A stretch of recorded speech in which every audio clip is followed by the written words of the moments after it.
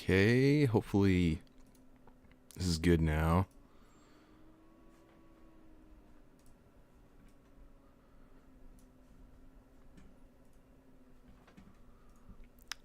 Okay, hopefully this is good now.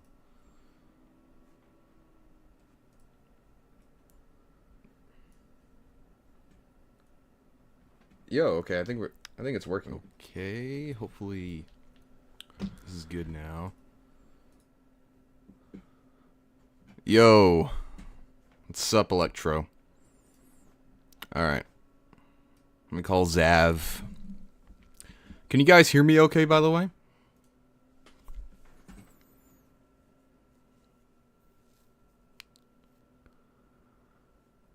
I just want to double confirm that before I call Zav, because we were having some Wi-Fi issues.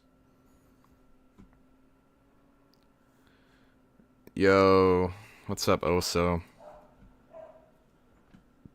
Alright, I'll call Zav. Hopefully it's not, like, crap quality. Welcome back. Yo, I'm live now. I don't know what happened before, but it's live Okay, now. cool.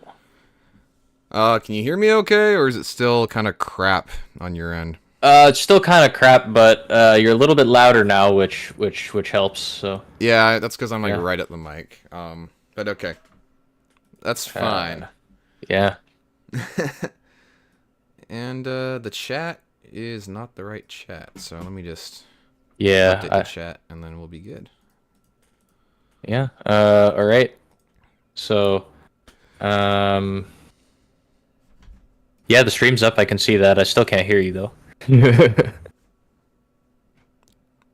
mean like on stream or like through I can hear you fine on the stream. It's I can't hear you on Discord.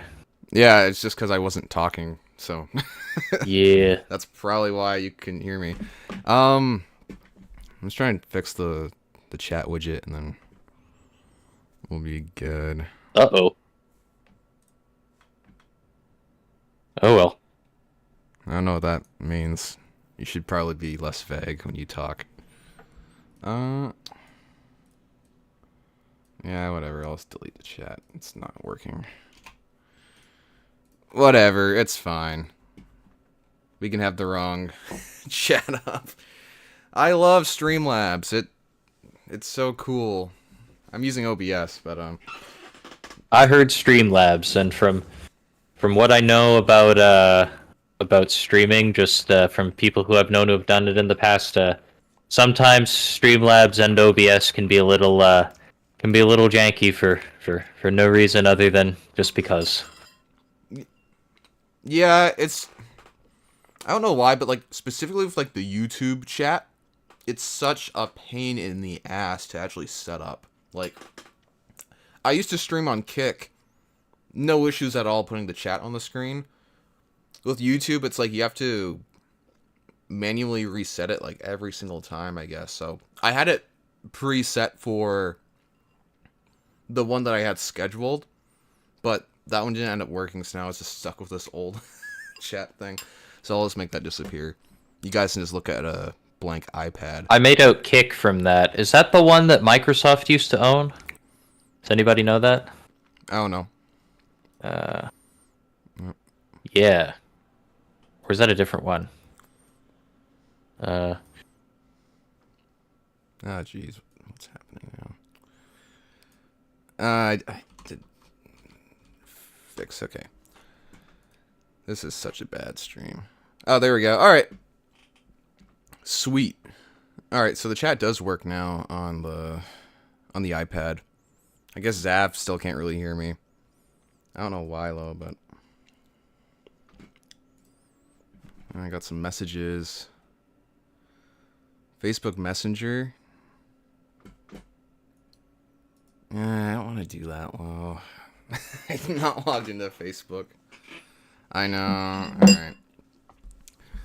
Well, we lost Zav. Discord decided to be poo-poo. Alright. Let's see if I can load up Zav through another source. This is really bad. It's because it's like raining very, very lightly outside, so my Wi-Fi has to be absolute dog crap right now. The live streaming platform Kick, yes. Do any of y'all know if that was owned by Microsoft at one point? That's information that we're trying to figure out.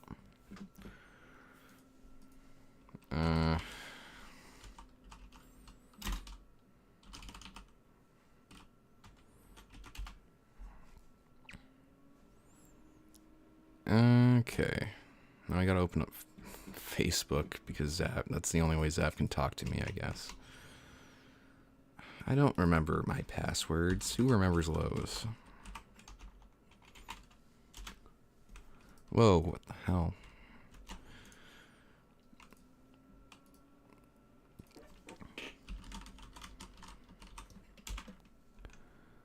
Whoa, why is my password going crazy right now? I don't know. Whatever, I guess Zav's not not on the stream anymore. That's fine. Okay, so with this Exo-Toa build, I got this from eBay, and I did not know that it was already assembled until I opened the box last night. But the guy did not put the limbs on, so it's still technically an Exo-Toa build, but not really. So we're gonna do that, I suppose. This is like really, really bad, but oh well, that's fine. Light skin is zesty. Oh, lightly is crazy? I don't know what you guys are talking about. You guys are being goofy.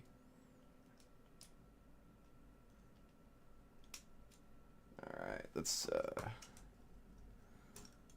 there we go. He's got a right leg now. What way do you guys like to put these on? You got the...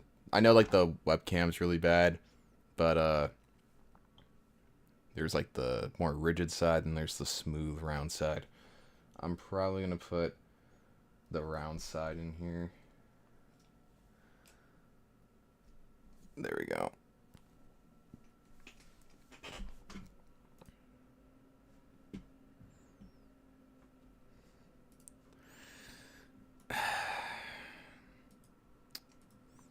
Alright, one sec. Zav is calling me, or he's trying to reach out to me over Instagram now. See if I'm even logged into Instagram on my computer. I'm probably not.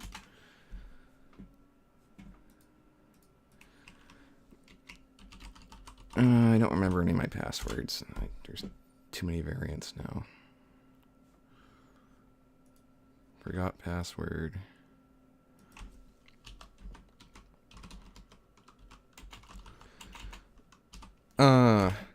How are y'all doing? What is new? Oh, I bought an Exo-Toa when I was streaming the builds that came assembled. I disassembled it so I could stream my 6 builds. Yeah, like, that's cool you did that, but like, I don't really want to do that, so I'd rather just not disassemble it. I had other stuff I had to do today, so we're just hanging out on live right now. Alright.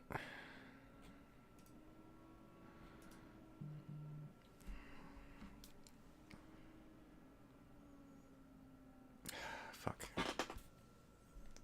I'll just call Zav over my phone.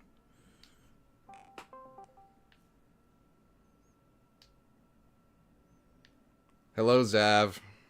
Oh, that's better. Yeah, it's because it's on my phone, so.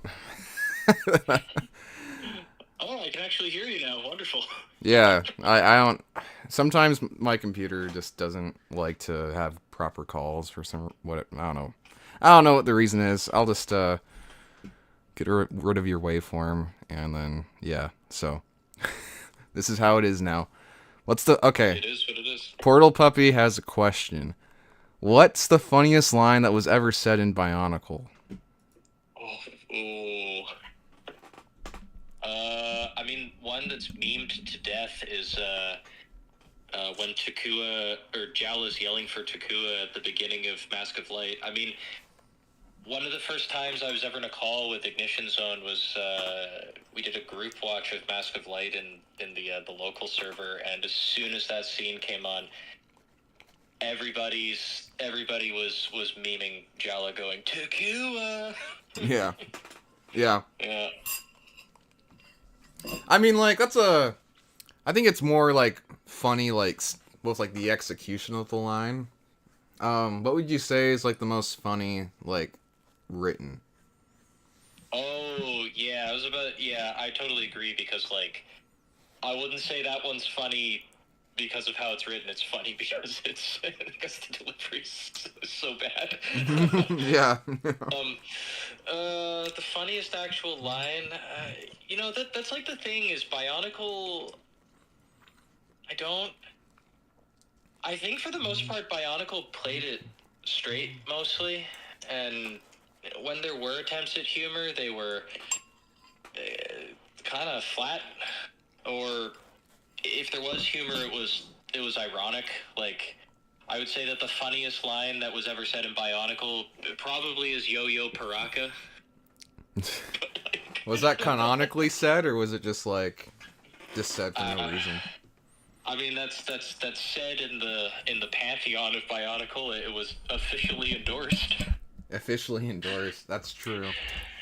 I'd like to think that the Paraka were blasting mid-2000s rap music at the Matoran in their slave camps or whatever when they were getting them to mine the mountain or whatever. That's my headcanon.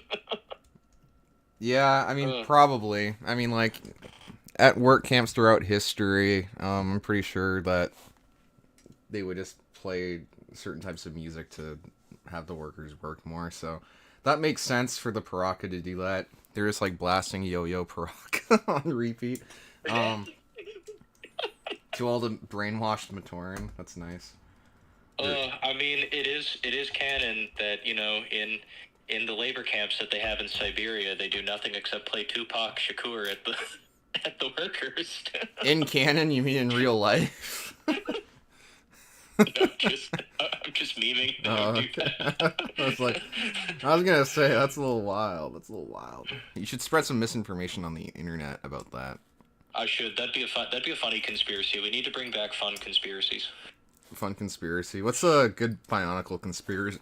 Good Bionicle conspiracy? I'm sure that there have been some.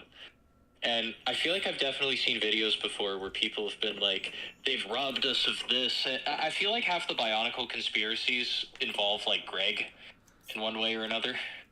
Yeah. Yep. If there are any, it's like Greg ruined this. Honestly, the best Bionicle conspiracy, and I'm sure it's probably not even a Bionicle conspiracy anymore, because didn't it get, like, properly debunked when the Story Bible came out, and it was Greg decanonized love or whatever. Like, personally decanonized it. Well, like what do you mean? Like the love being not canon was a conspiracy, or like? Yeah. Wasn't it like it got revealed through some of the documents that it was always intended to be in Bionicle or whatever, and then like it got decanonized, and that was like a whole thing. I know some people in the community feel very strongly about it. I'm not one of them, but that kind of seemed like conspiratorial, like when those documents came out and everybody's like, it was Greg's fault. And well, honestly, from my my few interactions, or my few, not interactions, I guess, like my few bits of knowledge of it, like the whole like no romance thing all sparks from Greg, because he I think he told somebody, I don't put romance in my stories, or like I don't have like love in my stories or whatever. And so people kind of took that and ran with it. I don't remember the exact line saying love isn't canon or whatever, but like I know that he did do some weird stuff like that, and I feel like the whole love not being canon thing kind of blew up more than it should have been, like with that being like the thing that people meme on. Because again, I don't really remember any direct line that Greg said, and not to mention, just because Greg said it and it's not in like a, like, my opinion on canon is, if it's not in a book, or if it's not like in an actual source of Lego material that can be cited, like I like that, take it or leave it. Like that's not like something that was officially released. That's just my opinion. But I'm sure people will disagree with me on that. I'm just looking at the chat with a conspiracy theory. Somebody said bionicle mock construction says some of the great beings intentionally made the shattering. Now, this is one that I remember hearing back in the day before the great beings got canonized as just kind of like evolved Glatorians. Like they were the same species as the Glatorians, but they evolved a superior intellect or whatever. But like, there was a theory for a while that the great beings were humans or some kind of aliens from a different world that and it was their influence that kickstarted the whole Bionicle universe because of that. And you know what? That one could have, until they got canonized as Glatorian. I feel like because there wasn't a ton of information on the great beings that there could have been some stock in that, but I guess that's a debunked one now because of their canonization. Yeah, I mean, like, yeah, that I definitely call that one more of a conspiracy for sure, especially like the later developments in the story. My question is, what makes people still believe that that's the case compared to like since it was asked in chat, I'm assuming that it still has some type of relevancy. Otherwise, it wouldn't have been brought up. The one in chat was what makes or that the great beings intentionally made the shattering. Yeah. Yeah. Not that they're humans. That just Oh. reminded me of that. Just Oh, okay, out I of the see. blue that I've heard going around in circles before that. You know what? When we had very limited information on them and we just kind of knew of them as some like otherworldly beings who were responsible for creating the Matoran universe and tampering with the very foundations of Spherus Magna, that they could have been humans. And if you think about it, if we're just talking conspiracy here for a second, if you think about it in the context of Lego, they're technically the builders and the architects of the world. Ergo, they honestly they could be. They could be the surrogate for the kid or the person or whoever playing with Bionicles making mocs, and maybe it was all just their mock and their headcanon, and it kind of took on a life of its own. That's a good conspiracy. Again, completely debunked because in canon they're actually just Glatorian, but it's fun to brainstorm. Well, I'm sure maybe in the Christian Faber canon he would support that, but yeah, I like this one. Conspiracy theory: Makuta didn't kill Chiraga Lacan. It was actually the battery acid from the Duracell Lego combo set. Yeah, honestly, so true. We do know that some of the great beings didn't have the best of intentions. Yep, that's true. I don't think anyone's going to disagree with that. At least I'd like to hope that they wouldn't disagree. Well, yeah, like the great beings were never positioned as like these. Is indelible the right word? But I guess like morally superior. They were always kind of ambiguous in their intentions. Like they let all of that happen. And honestly, if you think about it too, was creating the GSR really the best solution that they could have done? No, definitely not. Like, they just fractured their world, and then they were like, right, so we're gonna send this giant spacefaring robot through the entire universe for who knows how many years, and then once it's come back and it's studied all these other planets and civilizations, we can learn from it about how to stop war, and then eventually it will reunite our planets. Couldn't it have just reunited the planets from the beginning, though? Yeah.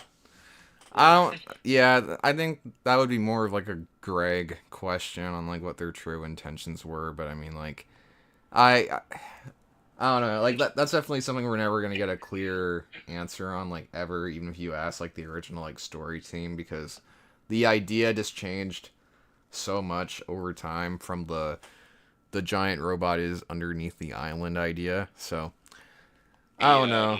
It's up to you.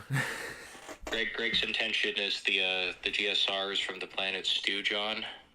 Yeah, that's my favorite. Fun Tumblr conspiracy is that Greg specifically decanonized romance after someone suggested making the Inika 5 dude bros lusting over Holly. I mean, like, first of all, The community. Huki shouldn't be doing that because Huki has Maku, but then again, Maku's also still a child and child size, and now he's a Toa, so that's a little bit weird. I don't support that. Um, so that's a little bit complicated for him. The rest of them never really expressed any interest in Holly before, but I guess because now they're all together, they're like, oh, she's the only girl. But I mean, hey, you don't know. I mean, like, one of them could be not straight, you know, like they could. Who says that they couldn't be having man crushes on each other? Exactly. I ship Kongu and Nuparu. He's just after that Mask of Flight. Yeah, that's his intentions with it. Yep. He's Any- honey anything to get potting. the Mask of Flight. He's honey potting the Paru to get his I forgot it the mask name. But yeah, no. to get the Mask of Flight. Yes, yeah, exactly. If I remember correctly, the energized protodermis caused it not to. Okay. Sorry, I'm doing like two things at once here. Bionicle mock instructions said, that's a very interesting YouTube. I gotta check out your stuff because I want free instructions. If I remember correctly, the energized protodermis caused it to not be able to be rejoined for some time. Yeah, I mean, like, they didn't really say for how long, though, I guess. They just said for some time. So that just kind of comes down to lazy writing a little bit, in my opinion. It's just like, yeah, uncertain amount of time, just so long we can't. So just so long it can't, you can't poke a hole in the argument saying that. Or, like, you know what I mean? Like, they're just trying to put that quick patch on there to stop the hole. But then you're kind of like, okay, why is there a time limit? Why can't we just fix it now? Type of thing. Maybe there is a reason, but who knows? I don't know that. Yeah. Oh my god, I was trying to make a meme with the fandom art going on fandom for some pictures, and god, it's the slowest, like... I mean, everybody should use BSO1, but the pictures are more readily available, so... On the fandom one? Yeah. So, BSO1...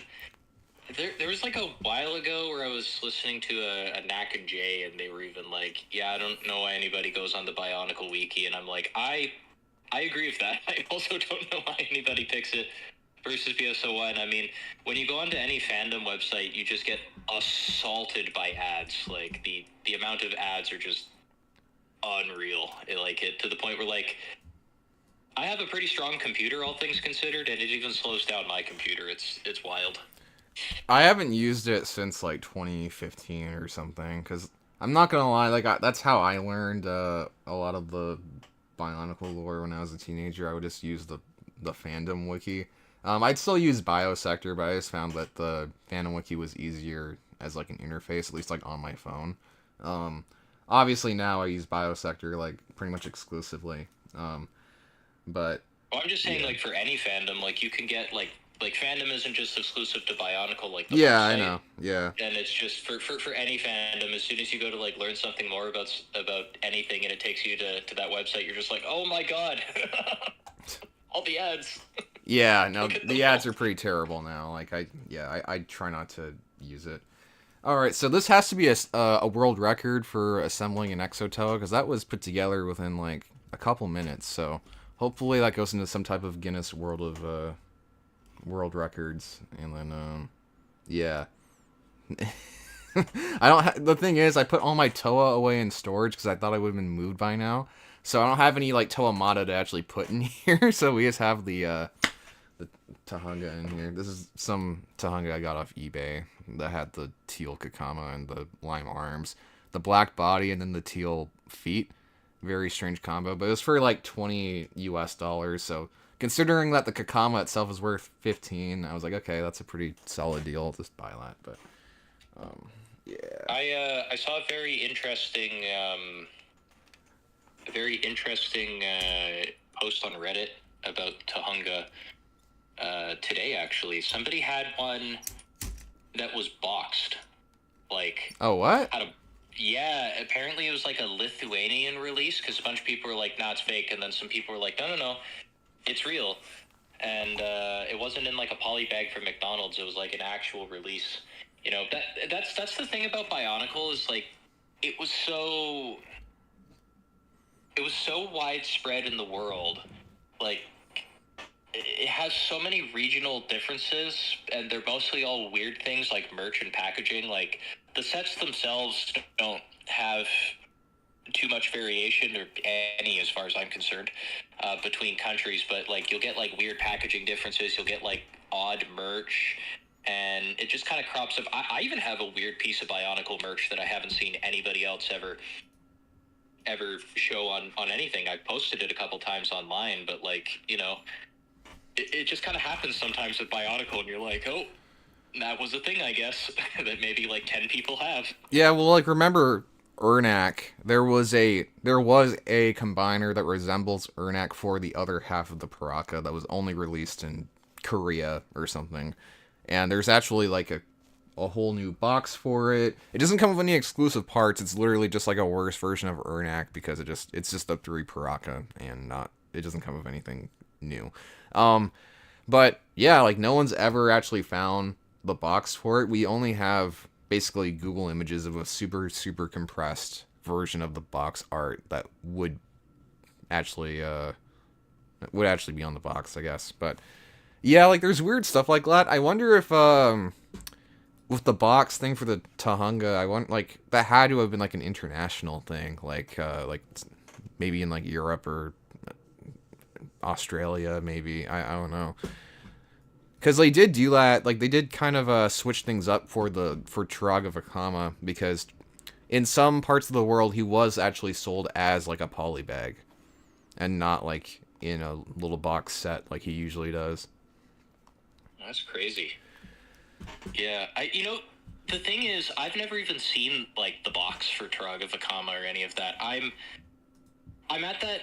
I'm like the age in the Bionicle demographic who was ever so slightly too young to have the first like any more of the 2001 sets than just the Toa. But I'm also just old enough that I was like a teen when Hero Factory came out, and I was like, fuck Hero Factory. Yeah.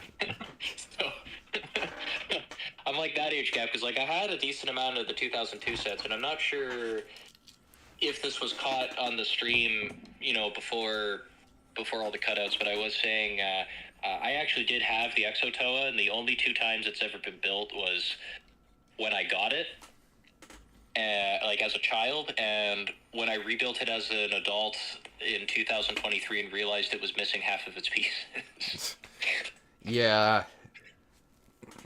Yeah, the Exo-Toa is a funny build because, like, it can't bend its legs. And, like, you know, like, I get it. Like, the Toa can even do that. But, like, I feel like for, like, lists, they could have made that work. Especially back when in 2002, like, they were able to do that. It does kind of follow that, standard Technic oversized model. Like, they did that for Star Wars a lot, like, with the droids, and even, like, Darth Vader and Jango Fett, I think. Oh, my God, those things are, like... I like them from the point of view of their crazy colors, and you know what, they're kind of unique, but most of them on a technical level are awful. The Star Wars. Yeah, no, the Star Wars ones are really, really rough. Yeah. Portal Puppy says, hot take, I think Hero Factory was good. I mean, that's not really a hot take anymore. That, like, if you said that back when Hero Factory came out, like, during, like, the 1.0s or the 2.0s, you probably would have gotten, like, torn apart online, but a lot of people actually like Hero Factory now. Yeah, that would have made me, like, foam at the mouth when I was a teenager hearing that Hero Factory was good. Yeah. But now as like an adult, I'm like, see, you know what? It's still not as good as Bionicle, but like, Just to say it's good, like, that's not like a bad, like, thing, it you know? had some cool things. I quite like the villains from the first wave. Yeah, the first wave villains are, like, they're basically glorified, like, Bionicle hybrids. Like, they're really, really cool. they're all Bionicle rejects from some year. Like Exploder, the red one, is like a knockoff Piraka. The yellow one, I think his name's like. Actually, don't know what his name is, but the yellow one with like the tentacles and the one eye is like a bootleg Baraki. Rotor, the orange one, he's super cool, by the way. I low-key kind of want him. Yeah, I want to get all the villains from the first wave. They're Yeah, sick. Yeah. he's got some cool recolors, and he's like a proper Titan. And he's like a Fantaka villain. Like, he kind of fits that, you know? He almost looks like, or follows the same design language as Good Guy '08 with, like, his propeller back and his, like, hunch, you know? Yeah. They, you know, Von Nebula is like the circa, you know, 2009 type bad guy. I know that's only 1 year, but I mean, he kind of goes for like the Tuma build, except he's just the worst Tuma, if you ask me. I just saw the photo you sent now. That's terrible. I'll put it on stream in just a second. I was making that in the background. You made this? Nah, bro. Hell no. Okay. In response to that one guy's comment. Yeah, no, I figured, but like, holy crap. You did not have to, like, put that much effort into it. It took like 2 seconds to make. I know, but like, that's a lot. I think you guys can see it, but that's disgusting. Oh, I'm gonna delete that now. Yeah, it's the worst thing ever. I'm not gonna lie. That was not good. That was, but yeah, that's in response to the dude bro comment with all the dude bros and Hallie. yeah. I know. Bold assumption that they would be. Never mind. We've moved on from that. But yeah, no. I mean, yeah, the Hero Factory villains were good. Someone followed up saying, I lost the chat now. I think someone just said. Is the name of the other one. So I know someone said a hot take would be saying that Hero Factory is actually better than Bionicle. Now that's a hot take. Like, you gotta be like, that's a very hot take. I mean, like, if you do think it's better, then good for you, I guess. But like, if you didn't grow up with it and you still say it's better, then I really question your sanity. But yeah. Meltdown is the name of the yellow one. Oh, thank you, Bionicle Mock Instructions. Those who read the 2006 story Bible pitch. Yeah, that was actually in there, that like they would be fighting over her. I'm happy they cut that out because that would have been weird. I can probably thank Greg for that one.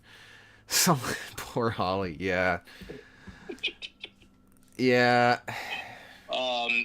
like the thing about Hero Factory is like it is an obvious downgrade from Bionicle in so many ways, but it would be doing it wrong to understate all the good things it did. Like, you know, CCBS is clowned on, and sometimes rightfully so, but, you know, I like CCBS. I've been trying to use it more in my mocks.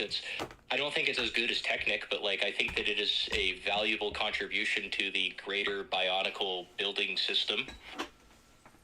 And I like the variety of parts that it has, and, you know, the colors are nice. It's got a lot of those nice-looking transparent colors, and you know what? I think for the most part, if we're just talking about builds, the G2 Toa, you know, they're all right, and they use CCBS.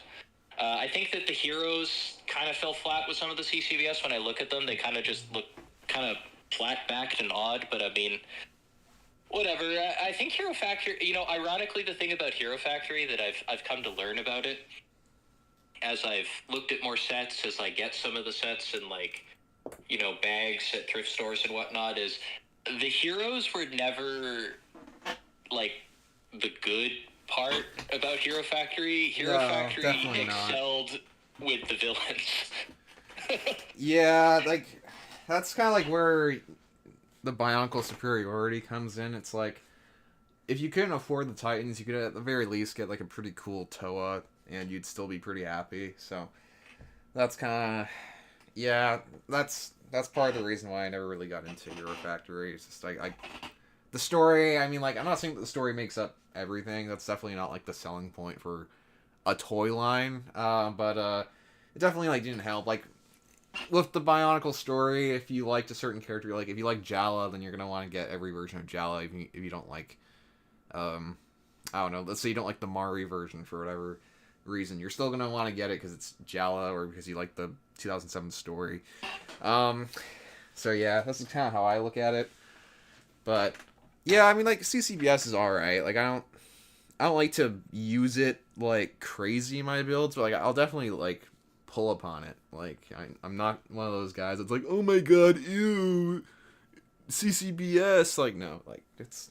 I've always maintained with CCBS, especially since I didn't actually get any CCBS parts until 2024. Oh really? Is that, yeah, because that's like when I first started getting them, and like, you know, if we'd split a lot or something, or if I'd find you find Hero Factory and slash or Star Wars figures and slash or Chima builds in thrift stores a lot more than you find Bionicle, and that's almost exclusively because they're newer than Bionicle. And I know that that's like a stretch because, you know, the oldest CCBS set is still like 15 years old, but I mean, the oldest Bionicle set is like 24. So, yeah, that's really the first CCBS set is 14. I didn't even realize that, but yeah. Yeah, it's like, and you know, they made CCBS all the way up until what, like 2019, 2020? Yeah, so, it was either 2021 or 2020 with like the Darth Maul figure being the last one. Yeah, so like, you know, there's still, you can still find CCBS. It's easier to find it. So like Hero Factory and the Star Wars builds and Chima, they're those sets where I don't, if we're talking exclusively the CCBS ones, they're those ones where I don't actively seek them out. Like, I don't peruse Bricklink and I'm like, oh my god, I have to get Furno 3.0 or whatever. It's more like if I find it at a good price in a thrift store, I'll be like, yeah, fuck it, I'll pick up the Stormtrooper. He's got some cool parts. Yeah. I can use. I have a couple of the CCBS Darth Vaders just that I found at thrift stores, and honestly, his parts are pretty good for what they are. And with Hero Factory too, when I look at the sets, just circling back to that whole thing, I get really hype looking at the villains.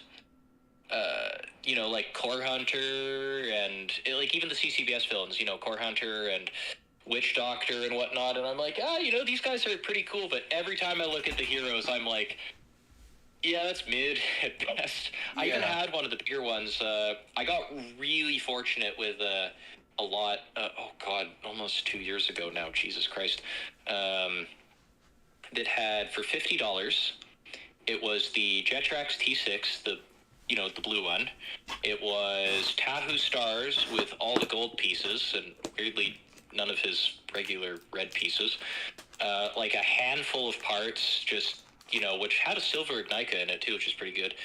And, you know, some HF sets. It had Furno Bike and Knight Furno, I guess. I don't know, he's the big one that has like the sword and the cape and... Oh, that's XL, I think. Yeah, and, you know, he was... mid. Yeah, he's pretty mid. I know IDS doesn't like him, but yeah.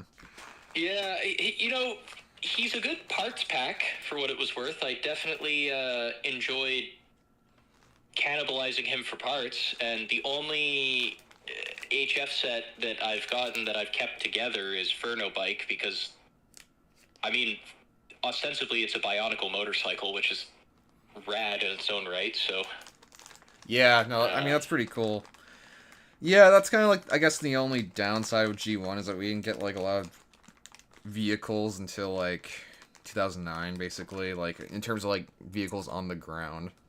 But... Well, yeah, but yeah. Wheels aren't canon in the Matoran universe, right? I feel yeah, like they ran one of the craziest, like, technologically advanced cities of all time, being Metro Nui, but they didn't, like, invent the wheel. That makes sense. I feel like I had this conversation with you once in in the lore chat. Yeah, in it was. Yeah, Vancouver, dude. definitely. Yeah. And I was like, well, what are Umber's feet? And you were like, big gears with treads. So I was, Yes. and then I was like, so wheels? And then you're like, no, gears. That's what they are technically. If we want to go by that logic, yeah. They're big gears with things that like cover up the holes in between the gear teeth. So. So they're wheels and tires. I can just imagine Matoran like accidentally inventing wheels and being like, "This can't be right." Like they're like, "Never mind." Quentin Mariano says, "Sinister Mark gets hungry in the sleepover." I don't know what that means. I'm home from school. Well, welcome home, buddy. No gooning in this chat. You can only goon in Callan's chat, not mine. I didn't get into CCBS till 2020. Yep, fair enough. The history of HF parts really helped G2 mocs. I mean, like, G2 is basically, like, beefed up Hero Factory, so, like, yeah. Yeah, it was, what if we got heroes, but they were good? More or less, yeah. I still don't like the 2020. I still don't like the 2016 Toa that much. I don't think they're good. I know a lot of people like them now, but yeah. They min-maxed Hero Factory. Hero Factory was min on the heroes and max on the villains. Yeah. Fucking G2 was max on the heroes and min on the villains. Well, you had Umarak the Destroyer, everyone's favorite set. But, I mean, like, I'm not gonna lie, I actually don't hate Umarak the Destroyer. I think that one's, like, okay. Like, it's a good parts pack, and, like, there's some interesting ideas, but, like, it's a clusterfuck, I'm not gonna lie. But he's way better than the Beast. He's definitely he is a clusterfuck. I'm not gonna deny that. But in saying that, he is also one of the better G2 sets we got, which is really telling about G2. Yeah, well, I mean, yeah. He's the only proper Titan, as far as I'm concerned, that we got. Basically, yeah. I mean, like, there was Kulta and Ikimu, or the set version being, like, Mask Maker versus Skull Grinder. But, yeah. Skull Grinder, the thing about Kulta is like... I don't even consider him a Titan. He's not even as tall as Tahu Uniter. Yeah, I didn't even realize that. I have both those sets. I didn't measure them up at all, like, next to each other once.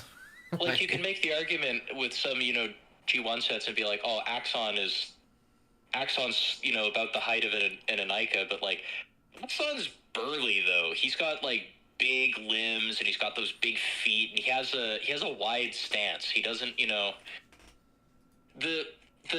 what makes the Anika feel smaller than Axon is because they're thin and their construction is basic. They're just the standard limb joints with some armor and an Anika torso. Like, Axon's forearm alone has more pieces than a single leg in an Anika. Yeah. Yep. Yeah. Well, that's true. Yeah, just G2 was ass. It was just ass, bro. Like, I'm tired of people, like, defending what now. Like, I get it, now it's, like, 10 years old, so nostalgia can, like, come save the day. That makes me feel ancient. That makes me feel ancient that it's 10 years old. That I feel like a withered old man when I hear that G2 is fucking 10 years old. I do want to respond to this one comment from Portal Puppy here. I wish more people made bionicle mocs with Mindstorm pieces. Okay. This is I'm currently in between jobs right now, so expendable income not very high, and because of that, I missed out on such a good deal with Mindstorm.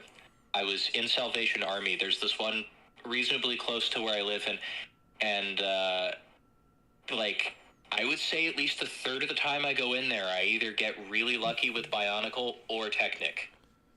And Technic is also one of those other things. If I see, like, a car or literally anything Technic, I usually buy it just because the pieces are good to have for mocs, and also sometimes you can just use them in other sets. Like, I had a monster truck that I found once, and it had a bunch of the gray lift arms needed in Karzani for the trap, so, like, Oh, nice, yeah. It works out.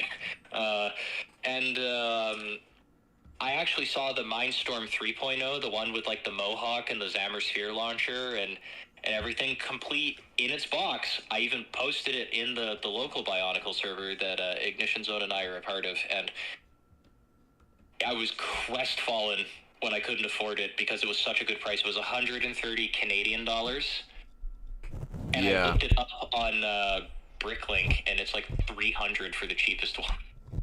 I was like, oh, this is so bad, because like, think about the absolutely epic mocs you could make with that. Like what Portal Puppy says, like you could go in a couple directions. You could probably make like I think, if anything, just from what I understand or how I visualize Marindar, I feel like he's kind of a deep cut Bionicle character.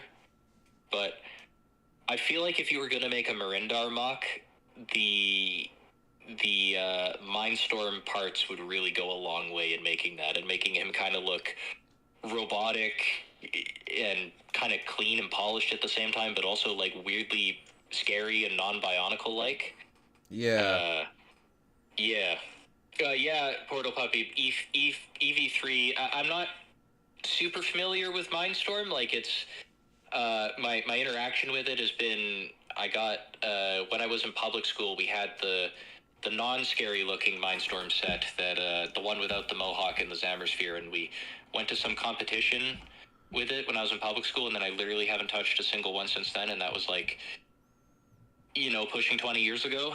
So it is what it is. But yeah, it was the one with the Zammer Sphere launcher. Oh, so cool. If for whatever reason, it probably won't be, but if it's still there by the time I get working again, I would have immediately bought that shit and just made the coolest box. Yeah, I kind of want to go and find that location and buy it, but it's probably gone now, and that's also a big commute for me, so I'm not going to do that. That's already a commute for me. I say it's close to me, but like, I drive, and it's also a 30-minute drive from where I live. So from where Ignition lives, that's going to be a lot further. Yeah, no. Yeah. Yeah, that's just the nature of it. Yeah, good old Facebook hauls and thrift finds, like, those are fun. Yeah. Yeah. Does anybody else think EV3 is scary? Yeah, it's kind of what I was referring to it as, like with its Mohawk and gun and whatnot. I'm not gonna lie, I kind of like it. It's kind of metal as fuck. Yeah, it's cool. I like that. Weird direction for what's, I think, supposed to, at its core, be a learning toy. But as a not learning toy, it looks rad as hell. I love it. Maybe it was EV2. That's the funny story of that one for the school project I was just talking about. They rounded up some of the kids from the later grades who, were interested in Lego, and I was definitely one of those like Bionicle kids who, that was most of my personality, was how much I loved Bionicle when I was little. And they were like, oh yeah, you could be in a competition where there's like a big regional competition where a bunch of the kids in Ontario are all going to get together and face off their robots. Now, we thought it was like a robot battle. So we built a Mindstorm robot that was like an attack one. Like, it had a big javelin and it had a flailing, the best way I can describe it is kind of like a drill. And we thought that the purpose was to knock over the other team's robot, but they didn't tell us that it was actually a robot race, and it had to use the scanner to scan a black line, so we'd never trained it to do that. So we like hastily trained it to drive around the track, but then we didn't get to pick the proper line that we got to drive around, so ours just crashed into the wall. No. I mean, I was really upset about it when I was a kid, but now that I'm an adult, I'm like, that's really funny. We should have programmed it so it crashed into the other robot. Yeah. He could have gone the other direction and just did evil with it. I think the only active person in chat now is Portal Puppy. Yeah. That's fine. Everyone's gone. No. Yeah, I don't know. There's not really much news to talk about. I mean, like, Bionicle news is usually dry, but there's like nothing going on. Yeah. That's one of the downsides of running a Bionicle channel. You kind of just have to make shit up as you go. Oh, Bionicle mock instructions.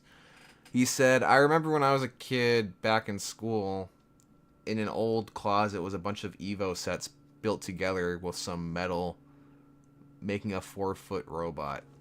That's awesome. That's really cool. That's so good. I'm going to circle back to the Exo-Toa real quick, just because I refreshed the YouTube page and saw it on screen there.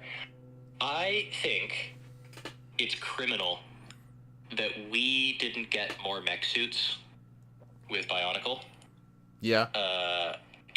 That is a huge missed opportunity, and I'm not talking like what Hero Factory did, where they just would make sets and then put minifigures in them. I'm talking like full. I feel like it would have been cool if we got like a mech suit that was capable of accommodating the Anika build. Yeah. Seeing as that was the predominant build for Bionicle sets for the last 4 years of its life. I also think too, and I have like a bunch of mock projects. I build mocks in my spare time to varying levels of quality, and one of the ones I've wanted to build for a long time, and I'm just never really sure how to go about it, is like a proper mech suit. And usually what I do if I need inspiration for a mock is I like look up something similar on Google Images, just to, draw inspiration from like a color scheme or a build style, or, and whenever I type in like Bionicle mech suit, there's a shockingly limited amount of mocks people have on there's not as many of them as you think. And no, I just see a lot of revamps of the Exo-Toa. I don't see like original like mech suits really, like for Bionicle. Yeah, but you would think that there'd be more because, given how talented the Bionicle community is, like there's some absolutely wild mockists out there who are just like insane with what they can do with, between Bionicle specific parts, CCBS, and Technic. And you would think that given, the nature of the building system, and Bionicle, for what it's worth, is a building system made out of car parts, because that's what Technic is designed for. It's designed to build cars and vehicles, first and foremost. You would think that there'd be more of an appetite to build mech suits, and, people love Gundam, and if you ask me, Bionicle is the gateway drug or the pipeline, if you will, to being into Gundam, which is mech suits.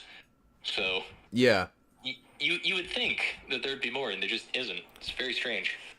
No, that's true. I wish we got like an Exo-Toa Mark II, especially that they were still kind of like semi-relevant in like some of the later story.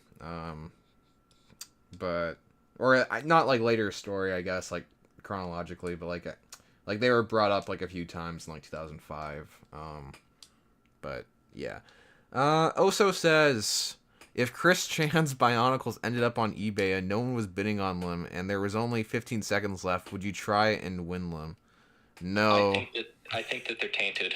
Yeah, no, if you do buy them, you should burn them, but if you do buy them either way, I think you're gonna get like cursed. I really don't like it when people destroy Bionicles, but I think in this one very specific instance of it being Chris Chan's Bionicles, I would turn a blind eye to. I would donate them to Little Brotherhood Studio.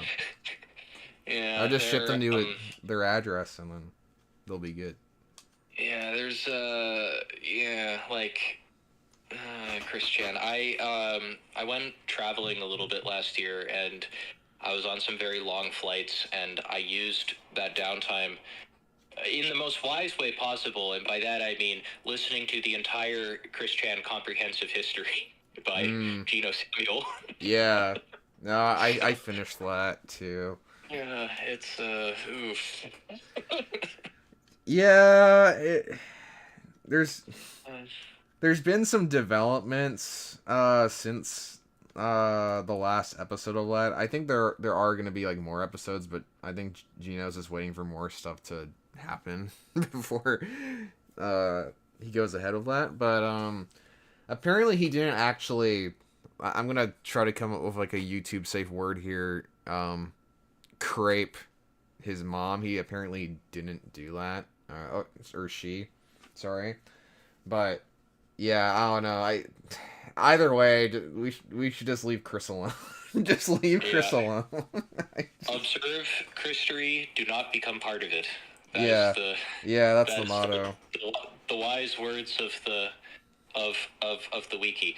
But moving away from Chris Chan and Christery, there's Chuck Schwa actually has an interesting comment here. There's kind of a divide between Technic Bionicle and Canister Bionicle, and yeah, I've even seen this in the local server. There's some people who really get attached to the earlier style of Bionicle, where like honestly, even the canister sets from back then feel more Technic than they do Bionicle, if that makes any sense. Like, yeah, no, I've always said this like a lot, like with my videos, like Technic is like what Bionicle had to rely on like back in the day. So like obviously the Technic style and the overall design influence would reflect on the molds and obviously the builds themselves. Like Technic was like, I don't know, basically like the father of Bionicle itself. Like it's something that it's one of the most underutilized tools in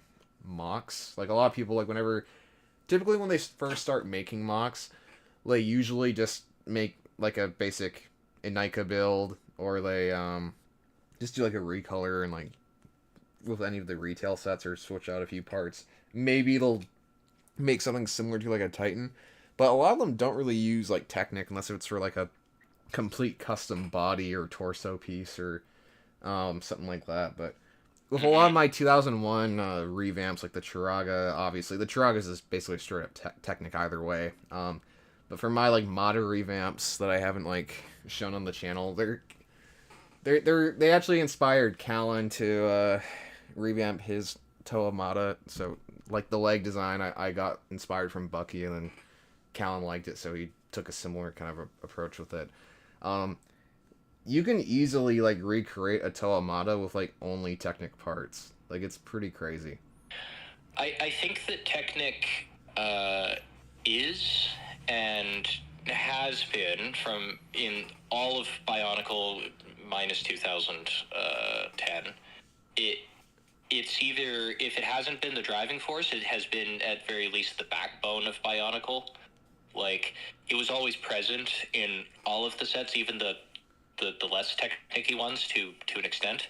And if you ask me, CCBS was like where the building system was progressing to, and I think that like you can see that with Bionicle, like the Inika build. The Inika build is like, at its fundamentals, it's in between CCBS and Technic. Like it has a bunch of, like a significant amount of connectors for like lift arms, pins, and axles and all of that. However, it's also just a completely custom, like it's a designated torso piece. But then if you look at like a CCBS torso, yeah, it has those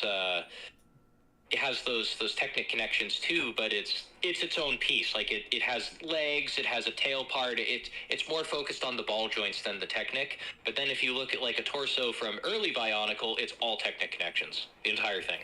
Yeah. So, yeah. Exactly. Yeah. Let me just catch up on the chat here. Kind of cool. Amen. Okay, saw the Christian one. I'm gonna put a mech suit on my to-do list for mocs. Yeah, dude, you do that.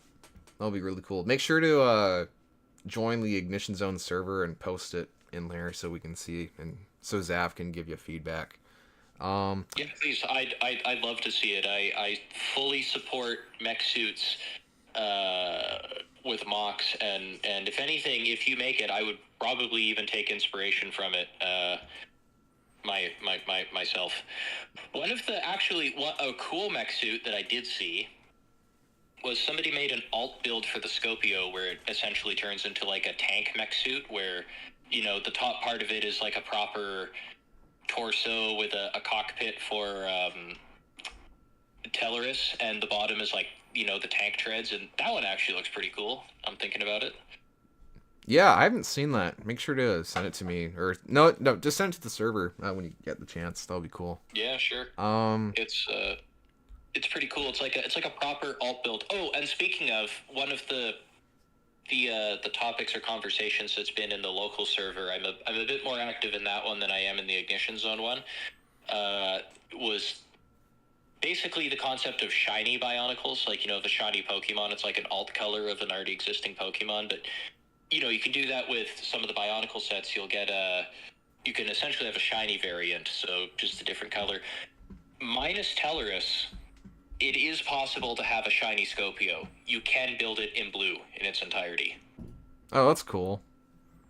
Yeah. I've only seen people really do that with like the Toamata, but yeah. No, there's a fair amount. You can have a like a Metro Green, dark green Rakshi. That's possible. Yeah, I've seen that one. Yeah. Yeah, I think it's also possible to do. I had a big list of them that I was like, oh yeah, it's technically possible. I know some of the Taraga can be completely recolored. Like, I think you can have Nokama in gray and black.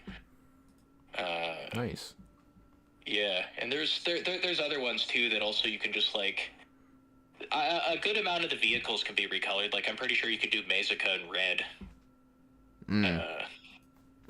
Yeah, I should look up that list wherever it is, but it was like, it's more than you think. Like, it's more than just the first wave of Bionicles because of the mask recolors. Like, and the really disappointing thing is with a few sets, we are really close to being able to actually have a proper recolor of it. Like, you can almost have a dark blue Rakshi.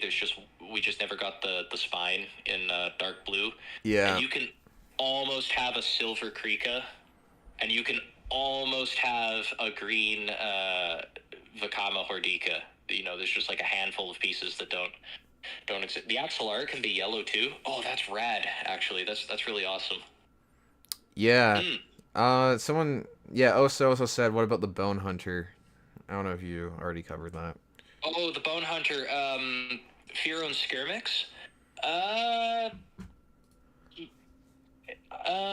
No, I don't think he can be recolored, and I think it's because the like, when I say recolored, it's got to like fit properly. You know what I'm saying? Like, Yeah, fit the pieces pattern can't be- and all that. Yeah, Yeah. it's got to like fit the pattern, and those Kalima feet, like the Maxilos chest plate, I don't think was ever released in silver, because like, I see where you're going with the Bone Hunter, because it has the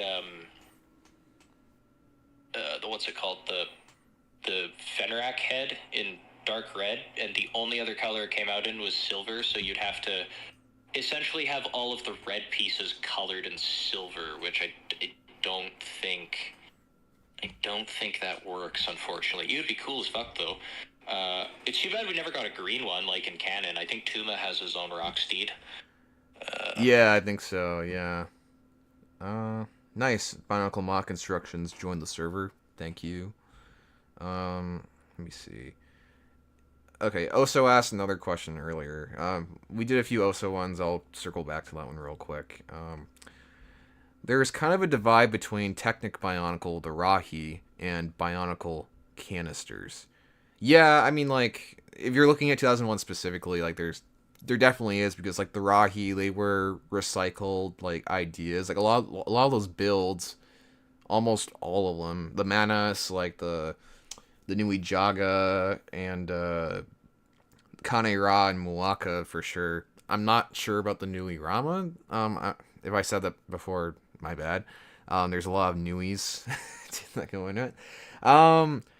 Like, those ones were reused from the previous ideas that were going to be for Bionicle, like voodoo heads and things like that. So when the Toa came along, they were like way after those ones were already designed, and I think they just didn't want those Rahi to go to waste. But yeah, I'm happy we got those. Those are really cool. They're some of my favorite sets, just like from a Technic standpoint. And even with like Bionicle, like, they still make use of the masks and all that, so they're cool. And I like animals in bionicle designs. I think those are really, really cool. All in community could probably agree with purging Chris Chan's bionicles. Yeah, I would hope so. All right, back to the Oso question. Ignition Zone. If a third-party company on behalf of LEGO started to round up active Bionicle fans to ship off to a giant prison in the middle of nowhere, would you only warn certain people or everyone?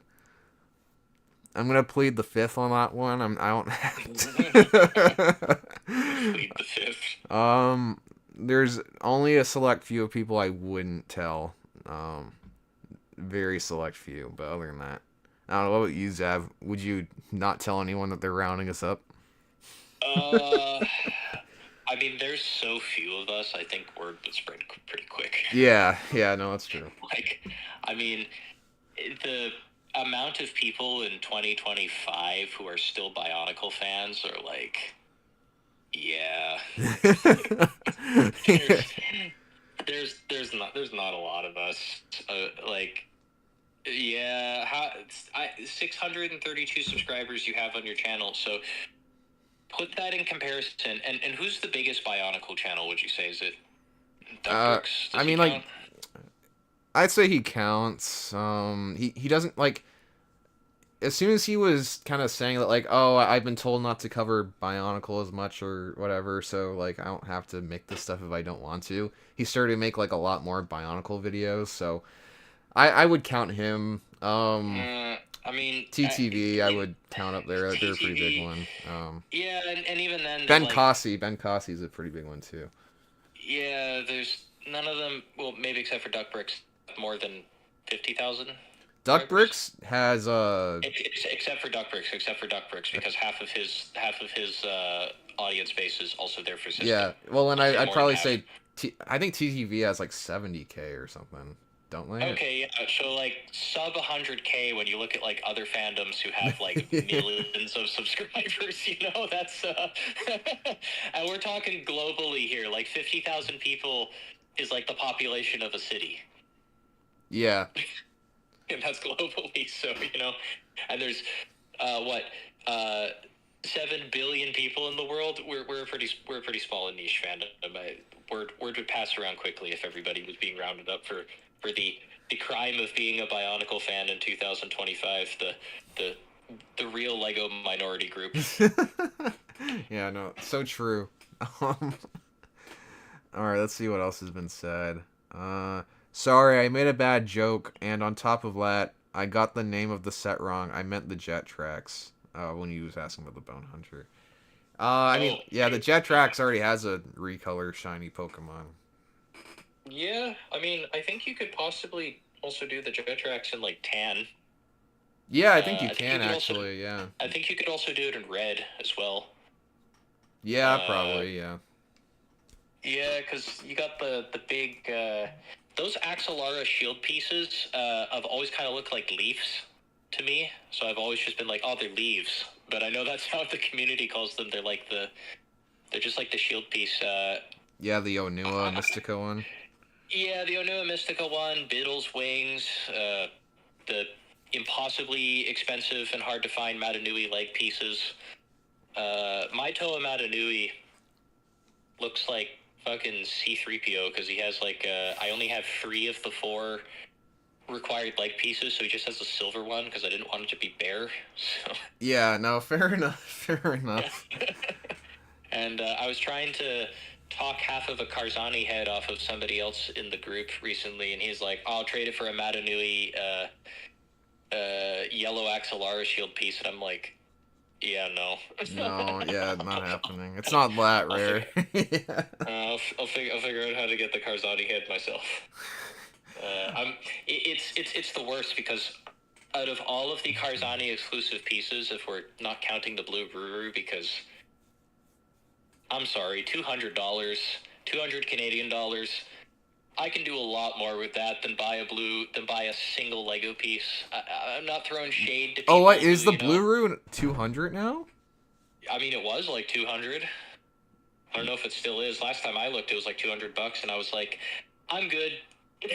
Yeah, Uh, that's crazy. And Nah. I'm not throwing shade at people who do that. Like, I have definitely spent egregious amounts of money on like video games. For example, like I paid $800 in Yeah, but like, listen, that 2018 came out for in a shit that was retail like, set low. I know Karzani was a little bit more of a special case, like it was a limited set, but like that wasn't even like a misprint or anything like that. Now I yeah, might be coping a little bit because I bought the light blue cow and the yellow cow off of Grayson for like a pretty solid deal, and I spent a little bit more than I would have liked, but it's still like way better than like the Brickling prices. Like I at least got like a discount. I'm not saying I spend my money better, but I can definitely like show some restraint when I'm like, should I buy a retail Kanohi mask for $200? Fuck all no. I'm saying for me personally, that would put new headlights in my car.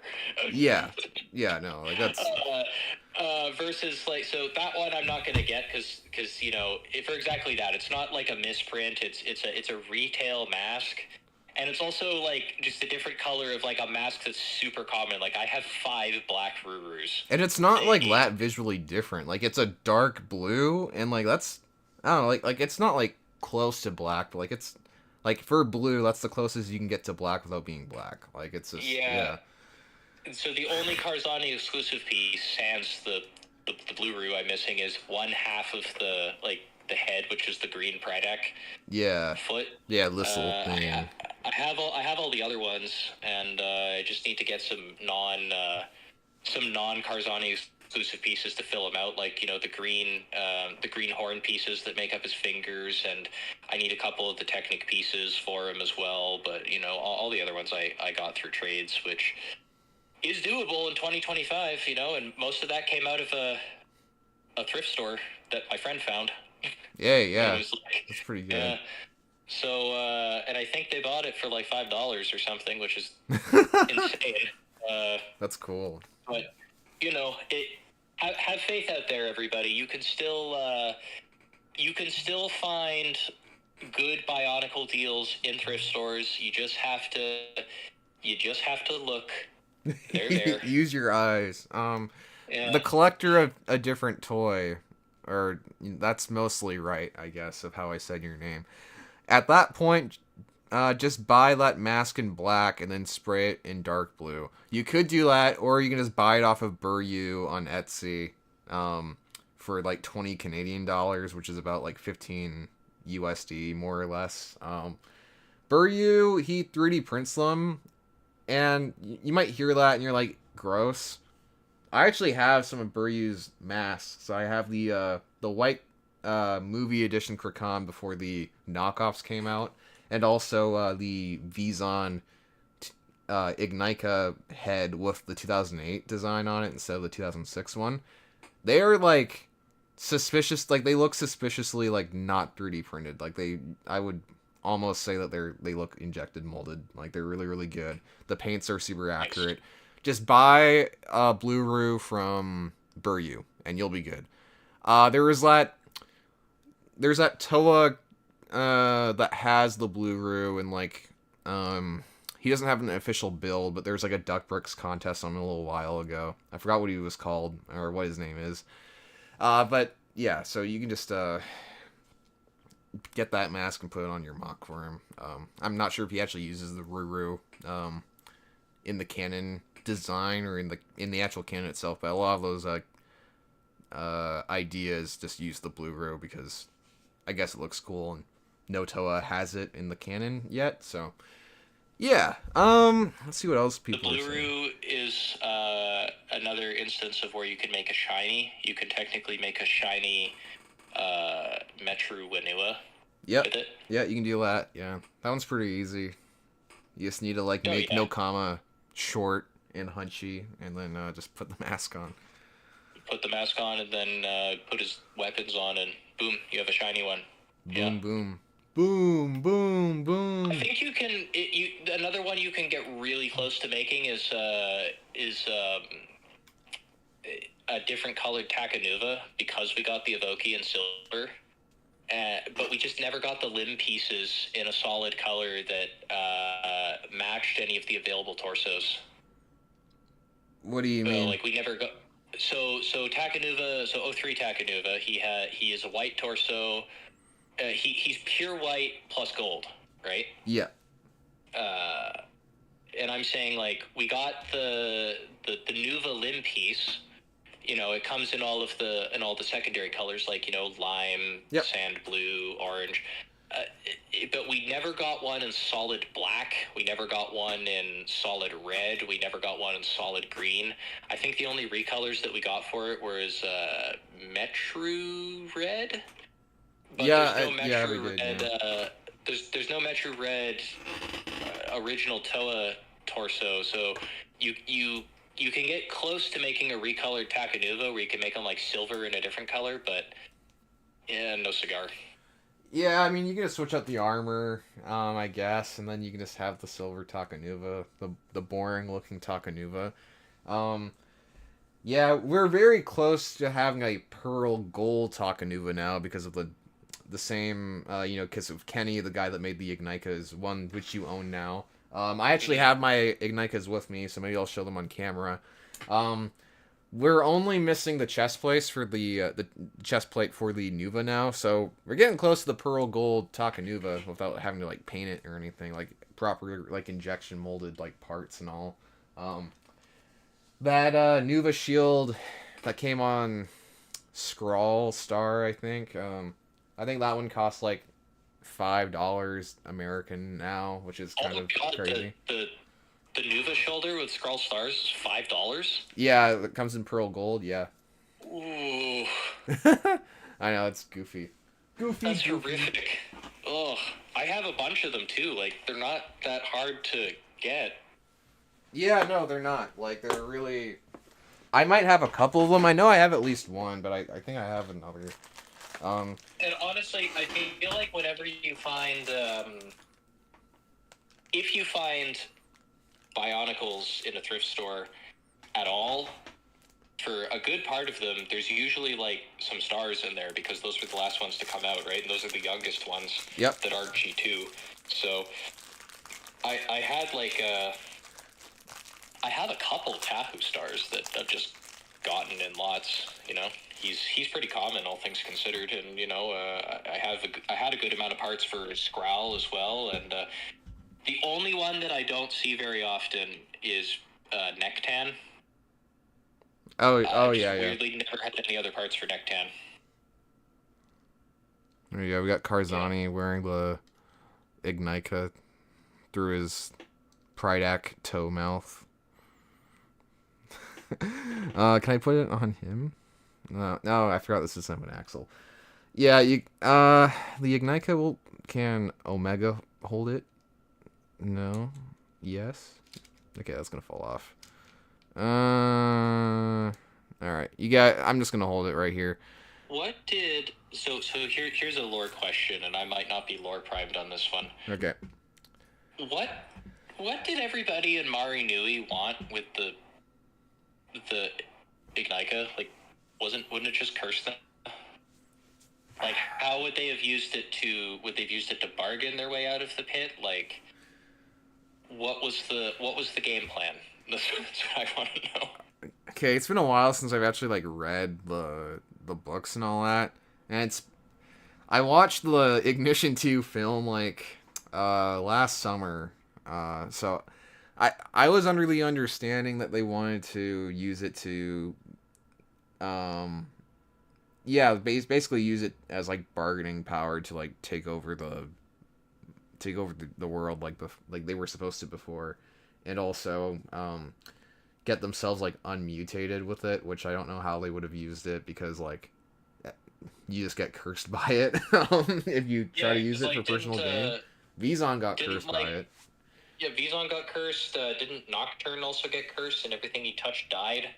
I think so, yeah. Not Dayfleck. Dakar got cursed and became fucking prison man. Yeah, he became Hydraxon. Yeah, he became a whole different. Hydraxon. He became literally a whole different person. He got deleted pretty much. He basically did. Yeah.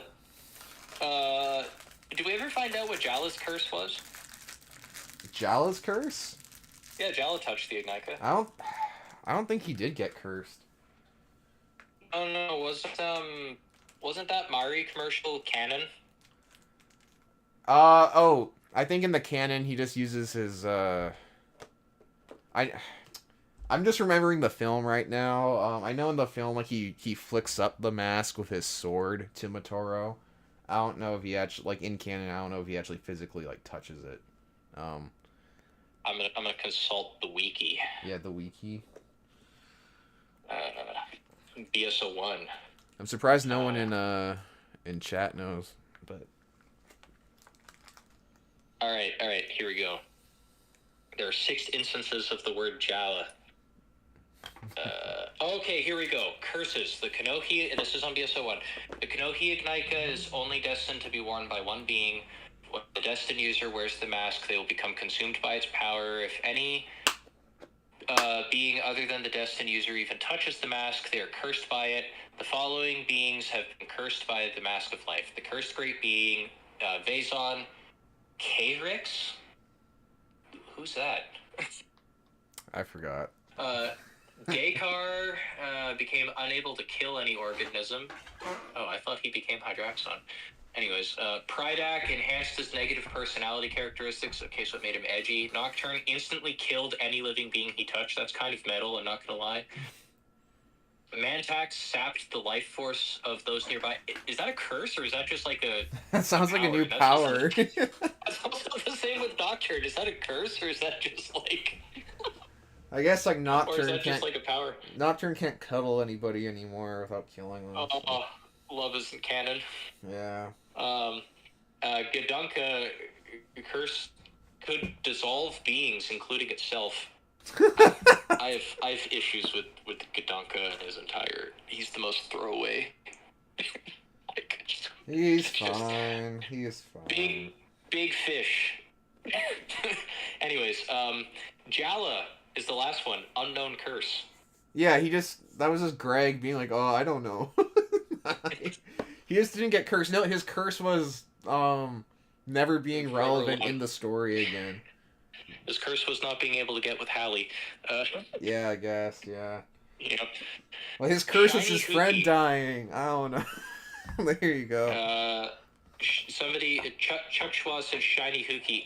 I don't think you can build a shiny Hookie. Yes, you can. Yeah, with the Tahunga parts, you can. Oh, well, yeah, I mean... that's yeah, easy, though. That's like... yeah. But I mean, also at the same time, like, you can just literally swap any mask onto any Tahunga, and you can be like, it's a shiny this and that, but... Yeah, I don't know. The Tahunga and, to a small extension, the Toa Mata are a bit of a cop-out, if you ask me, for shiny variants. I mean, like... The Toa are pretty easy. When I'm actually thinking about the Matoran now, like... Because the Tahunga, like, almost all of them had, like, pretty, like, exclusive colors to themselves. Like, you didn't really see many more masks in teal other than the Miru and the Kakama. So you can only really make a Huki.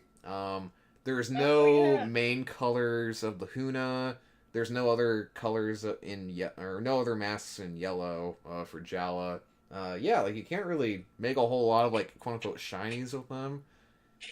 But yeah. Okay, I take it back. Yeah. Well, the Toa you could probably say that for, except for their weapons. Like the weapons are like Liwa, you can't recreate him as a shiny technically. Isn't it only Liwa and Pohatu that you can't technically create as a shiny, like because the axe and feet pieces never came out in different colors that would match? Like I think so. I Yeah. know people try and cop out blue Tahu with Barracks' sword, but that's the wrong color to me sword. That doesn't count because it's the same color as the arm. It's not blue. But you can make black Tahu. That fire piece did come out in black at like an alpha. What is that one theme? The one with Ogle. Is it Alpha Team, Alpha Zone? Yes. Do you know what I'm talking about? It's like they're all in winter and they got Ogle. I don't know. And I don't know. It's Alpha. It's Alpha something. Alpha something. It was honestly, for what it's worth, pretty cool Lego theme. And fun fact, Ogel, the villain of that theme, is in canon of the broader Lego universe, because apparently the non-themed Lego, like Lego's own in-house themes, except for Bionicle and Hero Factory, share a canon. Ogul is the descendant of Vladik, the villain from Knight's Kingdom. Oh, okay, that's cool. Yeah, Alpha Team. That's it. Thanks, Chuck Schwartz. It's Alpha Team. Yeah, he's the descendant in canon. One thing I'm going to highlight with Knight's Kingdom real quick, and this is Bionicle related, because this was a problem I also found pervasive in Gen 2, and yeah, I think that if you're going to ever do a Bionicle or something like Bionicle, where it's like constructible action figures, it should be, you should have a positive hero to villain ratio. So when Knight's Kingdom first came out, my parents bought me all the Knight's Kingdom sets, and there were 6 of them. And they were, by and large, you know, the same, you know, colors as the Toa, except for like the purple one. And all of them were heroes, and there was one villain. Right. And they released like a special set, and it was like the king, and the king's also a hero. So you had like, for all intents and purposes, 6 heroes and 1 villain, and it just didn't, you know, it doesn't make for good play, because like, what do you, like, bruh. They're just all gonna gang up on the guy. And it's like in the first wave of G2 as well. It's like, okay, we had 6 heroes, we had 6 villagers who are hero adjacent, and we had Lord of Skull Spiders, and he was the most like piddly, stupid fucking, you know. Lord of Skull Spiders was so fucking stupid, because like at least with like G1, when you had the Toa, you had the Rahi at least. There's a good amount of the Rahi, and like obviously like one Toa couldn't take on like both the Rahi at once, like unless it's like, Yeah. you know, just for play purposes. Like it feels like you're getting ganged up on by the bad guy. I feel like what works with the Rahi, because technically when you look at it, G1 also has a negative hero to villain ratio, because, you know, you had 6 Toa backed up by 6 Taraga, backed up by 6 Tahunga, so there's 18 heroes. But what works with the Rahi, because even all of them together, because they all came in pairs, so there's the Manas, the Tarakava, the Nui Jaga, the Nui Rama, and Muaka and Kane Ra. So that's 10. So they're still beaten out by 2. But they're so big in comparison that they feel more of like a threat, where like Lord of Skull Spiders is like, you know, as big as a Visorak pretty much, and Vladik from Knight's Kingdom was the same size as the other knights. He wasn't like huge or anything, so, you know, Yeah. you gotta, if you're gonna have a negative ratio of heroes to villains, you have to make the villains imposing. You know, they gotta be bigger than the heroes. They gotta be giant. They gotta. It almost has to feel like the heroes The heroes have to be outmatched almost in a way, because then if you're talking strictly from like a play point of view, it feels like they're actually overcoming something. But And Zab, for the you most also have part- the Skull Spiders themselves, the walking Krana. Yeah, we sure did have them, didn't we? Yeah, there's so many of them. You would get one with each set. That's crazy. I use them as thigh pieces when I'm trying to build out sets to cover that ball joint. What, like a That is Gooner mock? no. If you're building one that has just a larger waist in general, it fills it out better. But I'm saying that's where their usefulness starts and ends. There was exactly one set with Skull Spiders that was cool, and that was Skull Slicer. And even then, he has problems. He feels very naked. Oh, he's the one with all the trans green, right? Yeah. Yeah, he's a parts pack, bro. Let's just turn it into a G2 thing again. I mean, it's gonna come back around. It's not like dominating the whole stream, but yeah, like he's just a parts pack, bro. Like every cool thing that Skull Slicer does, for one, everything that's cool about him, there's 2 things that suck about him. I feel like another missed opportunity with Bionicle that like we just didn't get, like I was saying about the Exo-Toa or whatever. How we only got one mech suit. Yeah. We only got 3 Bionicles in its entirety, and that includes Gen 1 and Gen 2 that had 4 arms. And I feel like there's a lot you can do with that. And the ones that we got that had 4 arms were kind of bad. Nocturne is the only good one. As much as I like the 08 Makuta, and I do, God, it sounded like Trump there. And I like the 08 Makuta. But as much as I like the 08 Makuta, fucking Gorast is not... They should not have been the Avmatoran limbs. That's like an easy patch of the CCBS substitute. Yeah, it is an easy patch with the CCBS, but I'm saying, like, if we're looking at the set Yeah, in a as a vacuum set. of just, like, Yeah, of course. its own, Yeah. it would have been... The only one that uses Avmatoran parts well is Krika. Yep. It shouldn't work for Krika, and it would also work better with CCBS, but fucking... It really doesn't work for Gorast, and, again... The Skull Slicer, it's cool how they got all of the arms to move on the same gearbox, so they got all 4 arms to move at once. That's cool, you know, and it's cool how the arms all bend and how they all move, but what's not cool about it is they didn't put any armor pieces into any of them, and... Yeah. You know, he looks really naked, and he looks kind of like a green fruit gusher. Like the apple-flavored one because of it. I don't know. I like his concept. I like the theory. I think Hero Factory did some of the 4 arms sets better. Like, didn't, like, Jetbug have 4 arms or whatever? And then there was another one. And General Grievous, the CCBS General Grievous, is also another good example of, like... That is actually probably the best example of a construction figure that has 4 arms. Yeah. Yeah, no, they nailed that one. That one's, like, really, really cool. Well, people consider that one to be, like, the peak of CCBS. Like, that is, for what it's worth, the best CCBS set that ever came out. Like, it's the... What Brutaka is to Bionicle is what General Grievous is to CCBS. Yeah. Collector of a different toy. This is to kind of go back to our mech suit conversation.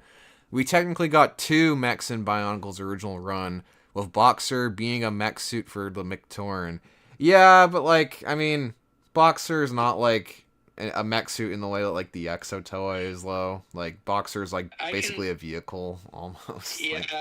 I consider the Boxer to be more of a vehicle and less of a mech suit. Like, there's definitely the argument to be made. You know, there's a Mictoran cockpit. It technically has 2 feet and it has 2 arms, but it's not a mech suit in the way that... It doesn't so much feel like an extension of Nuparu as more so it feels like something he's driving. Yeah. I'd agree. Like, the Exo-Toa feels like an extension of the Toa. Mm-hmm. Yeah, and I know I said the thing about the Scopio mech suit too, but that one still kind of feels less like a car and more like an extension because, you know, it has like an upright torso and arms and whatnot, so... Yeah. Yeah, I would say, like, the alternate build for Boxer is much more like an exosuit of, like, what we're talking about. Like... The mechanism is gone with, like, the boxing part, I believe, and his arms kind of hang in a weird way. But that looks a lot more like what we're talking about. It always annoyed me we didn't have 1 or 2 more Skull villains in the second wave. I don't know, man. I mean, like, listen, with 2015, like, they started off pretty well with the Toa. They, like, quality-wise, they were all pretty good. You could argue Pohatu and Onua were the weakest links, which they are. But overall, like, they did a pretty decent job with, like, buffed up CCBS style, like, figures. With Wave 2, like, it was already, like, quantity over quality at that point. Like, a lot of them, like, they didn't really, I don't know, they were recycling old ideas with Skull Scorpio. And then they just had, like, the parts pack with, Skull Slicer, like we were talking about, like, well, the trans pieces. That was a good way to get trans pieces. Yeah, if we got, like, 1 or 2 more, like, I don't know, like, the Skull Warrior I liked, Skull Basher was cool, Cult is pretty mid, but, I mean, Ikumu is pretty cool, I guess, but, I don't know. The best part of the Baskmaker versus Skull Grinder's head is not Culta, it is the... Yeah, no, that's why I said it's a Kimu. Yeah. It's definitely a Kimu. That's why I'm backing you up to saying he's mid. He doesn't feel he was kind of built up to be like the big bad of that year, and he feels just like a like a grunt. Like he I doesn't don't really any feel more like he had any significance than build the up other. low. Like there's a slight tease in like the first wave's poster, but everyone just thought that was like the Mask of Ultimate Power. I almost said Mask of Shadows. Um, and like we didn't know who Kulta was at that point either. Like we literally all just thought that was like Makuta. So We got exactly 3 good villains in G2 set wise. And I say good with an asterisk, but that would have been both the Umaraks. Umarak the Hunter genuinely is a good set. I actually don't have any issues with that set at all. I think that set works on every single thing it tries to do. It does it good. That set actually works. Umarak the Destroyer has problems, but I still like it for what it is. Like it yeah, is a I'd Titan. agree. Yeah. It feels big. It's imposing. There's like 3 things on it that I hate. I don't like that the connectors to the horns are black. I think that they should have been gold. Yeah. Like it's a cool idea that like it's like, oh, the tusks from the Mask of Control got like enlarged and weird and mutated, but it's bungled because it doesn't look like it's part of the mask. Yeah. And I think I didn't like how his arms connect on a hinge instead of an open ball joint. So Yeah, you that could was only move weird. So what I did is I put like the smallest CCBS joint there so that he has a proper wrist. So instead of his hand being the elbow, his hand has its own wrist, and the elbow is its own piece. I had to make that modification. And his neck sucks. I know they were trying to go for like the hunch, but it's just like a big fucking Technic beam with a small little ball joint. Yeah. No. I still think overall he's good. He just fumbles in a couple spots. And then the last actually good villain that we got in G2, who I can like look at and go, yep, I like him. I have few or no problems with him, is Lava Beast. Huh. I don't really like that La- one, but I don't like any of the Lava beasts. Beast works. I think Lava Beast is better than any of the Skull villains. He feels the most whole. He feels the most thought out. He's big. He's imposing. I like his color scheme. He's got those wings. I like what his hands are kind of jank, but they're kind of cool. They're kind of jank in the same way that the Shadowed One's hands are jank. Like it shouldn't work, but it does. Yeah. And other than that, like all of the Skull villains are either mid or just bad, and the other 2 beasts are also just outright bad. Like fucking the Storm Beast and Quake Beast are both clusterfucks. Yeah. Storm Beast's mechanic is kind of cool, where you twist his tail and it moves his arms around. I mean, that's a neat idea executed extremely badly. Yeah. I never owned them, so I can't really comment. We got some people chatting. They're talking about G2. I think they cheaped out for the villains in G2 storyline wise. I would argue both wise. G2 biggest problem with Lego is terrified of giving any big lore until the second year. Even then, it was extremely hard to find.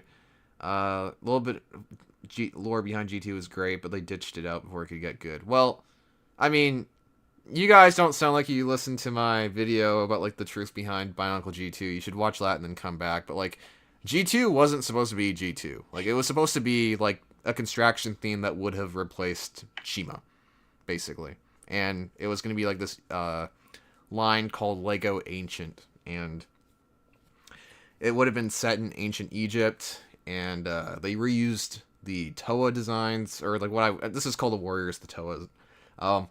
They reused like the warrior design for the 2016 Toa. The skull villains were entirely reused and they were watered down a lot in the final product compared to like the Egyptian theme they had that looked a lot better in my opinion. And yeah, like even down to like the skull spiders themselves, like they were supposed to be like scorpions originally and have like the same kind of mechanic. So I don't know why y'all are so surprised that GT was mid. I mean, like, it's just, Yeah, I don't know. It's unfortunate, but that's the stain on the bionicle history, I suppose. But yeah. Yeah, G2 poo. G2 poo. Yep. A tale as old as time. It's yes. The Teen Titans Go of Bionicle. At least Teen Titans Go is like laughable. G2 is just like it's just a failed reboot. It's just bad. It's just bad. Anything good from G2 is literally just taken from G1. Like it's not even like to say that like that's not even like an understatement. They didn't even create their own like original characters really, because Akimu was like a weird mix of like a Chiraga and Takanuva and all these other weird things. Like they didn't know which parts they wanted to adapt, and then they kept contradicting themselves. They had no idea what they were doing. It was poop. It was poop. It was poop. But yeah, let's just move on from G2. No more G2 talk. If you mention anything about G2 in chat, you're getting banned. All right. That's it. Only meet ride G1, because if you don't meet ride G1, then you don't belong here. So Anyways, G3. G3. So true. I can't wait for them to bring back CCBS for G3. Imagine they do that. A lot of people would probably be happy with that, comedy. honestly. I hope that they make it into a full comedy where, like, you know, they're all caricatures of themselves, and they do things like sing about waffles. Yeah, do you like waffles? I don't want to get copyrighted, but yeah. Oh, Teen Titans Go. Yeah. And they're like, silly Makuta. Silly Makuta. At it again. At it again. It just turns into like not even like Teen Titans Go. It just turns into like a sitcom. Like just a straight up like Friends. Not even that. It's like a kids sitcom. It's like iCarly. Yeah, exactly. Yeah. You have With the random dancing. Yeah, random dancing. Oh my god. There we go. I think we're cooking here. This is how we appeal to the new kids of today. Yeah, I think we have to appeal to the new kids today by getting Tahu to do the Fortnite dance and say skins. Oh yeah, no, that's without question. They're getting Fortnite skins. That would actually be epic. I would actually buy them if they were in Fortnite. I would get a Fortnite account just to buy them and then not play Fortnite. Yeah, that's like the ultimate like Fortnite marketing move of all time. Everyone gets on Fortnite eventually because there's like a character they really like that they don't want to miss out on, and then they just never use the game again after like a month. They pulled the entire Vocaloid fandom in by putting Hatsune Miku in there. Yeah, I know. And then they put Snake in. So like my friend that was like, I'm never playing Fortnite. Well, actually, he's been on the channel. Alex. Alex is like, I'm not playing Fortnite. And then they added Snake. And he's like, oh, I play Fortnite now. And then and then they got Alex back when they added Hatsune Miku. And then he was like, ah. But yeah, they got me with Spider-Man. I already missed the DC stuff because I was in high school, so I wouldn't have been able to buy the stuff anyway. But like the Superman season, they'll probably bring back Superman anyway because there's that new movie coming out in the summer. But yeah, when they were like Spider-Man season pass skin, I was in university, or like the Americans call it college at the time. So I was like, okay, I play it on my computer, and then yeah. I have never played Fortnite. Still. Oh wow. They almost got me with Hatsune Miku, and then I was like, I'm not gonna be a weeb. I was kind of peer pressured into playing because like my friends would get on, they would only play Fortnite for a while, and I wouldn't be able to join on any other game because I just had my computer in my dorm, because the university that actually Zav went to, I think, yeah, no, you still go to the same college. No, oh, you're not I'm there done. anymore? Oh, you're done? I graduated. Oh, no, congrats. Thank you. But yeah, no, like, you couldn't connect your PlayStation to the Wi-Fi for whatever reason at the place that we went to. So, that was interesting, so I can only play on PC for a while. The worst gaming timeline? Yeah, and like, I was a resident advisor, so on the floor that I managed, like, I walked in, like, to one of these guys' rooms, because, like, they just invited me in. They had, like, an Xbox Series S and a PS5 going, and I'm just like, why do you have these? Like, you're not gonna be able to play online at all. And they're just like, yeah, we didn't know that before we came here. I'm like, yeah, fair enough. All right, we got some people talking in chat. I really don't want Brick Bionicle G3. I don't want that either. That would suck. I have some of the Marvel buildable figures. They're fine, but they do not feel like Bionicle. Yeah, I was in Walmart today and I saw them, and they're like 45 Canadian dollars. For like the Green Goblin figure and like the Spider-Man figure and such. If Bionicle comes back in that capacity, I just prefer it not to be a thing, honestly. Yeah, honestly, I'm kind of the same. I'll out myself here. I have a fine motor skill problem, and so system is a lot harder for me personally because the parts are so tiny to work with that like I'm not in love with it. But Technic, the parts are a lot bigger, and even like the smallest Technic parts are still, the size of an average system part. For what it is. So, like, Technic just being a larger medium of building, it's a lot easier for me to work with, and that was one of the reasons when I was a kid that I liked Bionicle so much, and I was actually able to make coherent mocs out of Bionicle and not out of system. And that goes the same now, even as an adult. Like, yeah, I'll get a system set and I'll build it, but it's not as, I don't find it as tactile or as easy to use as I do with Technic. And I just love building Bionicle because the pieces are so big and specialized. And if it was brick built, yeah, I'm okay. Yeah, I wouldn't be buying it. No, like, maybe the Matoran, like, I don't know, like, I've gone over this in my videos before, like, with my proposed ways Bionicle could come back. Like, I don't mind using, like, some system, but, like, again, like, if you don't want to make new molds, you can just use Technic or something like that. Like, there's other ways to do it without going, like, all the way back to G1, I guess, if you really didn't want to make new molds. But yeah, I don't know. G3... wait. Okay, I read that one about the brick thing. G3 should be in a Life of a Matoran, where we don't know the storyline with the heroes, but instead the outside perspective. Or something like that subverts what we have already seen. I mean, listen, you can say whatever you want for the story, but, like, the thing that's going to make people, or make the theme successful is if people buy the sets. That's the number one thing. And I'm saying this as, like, a very big story guy, but, yeah. That's just me personally. So they should do the Imananui online game again. Yeah, that's basically what Bionicle Mock Instructions just described, was kind of like Minog. But yeah. Yeah. The thing actually is that if you didn't want to go the route of like super specialized pieces,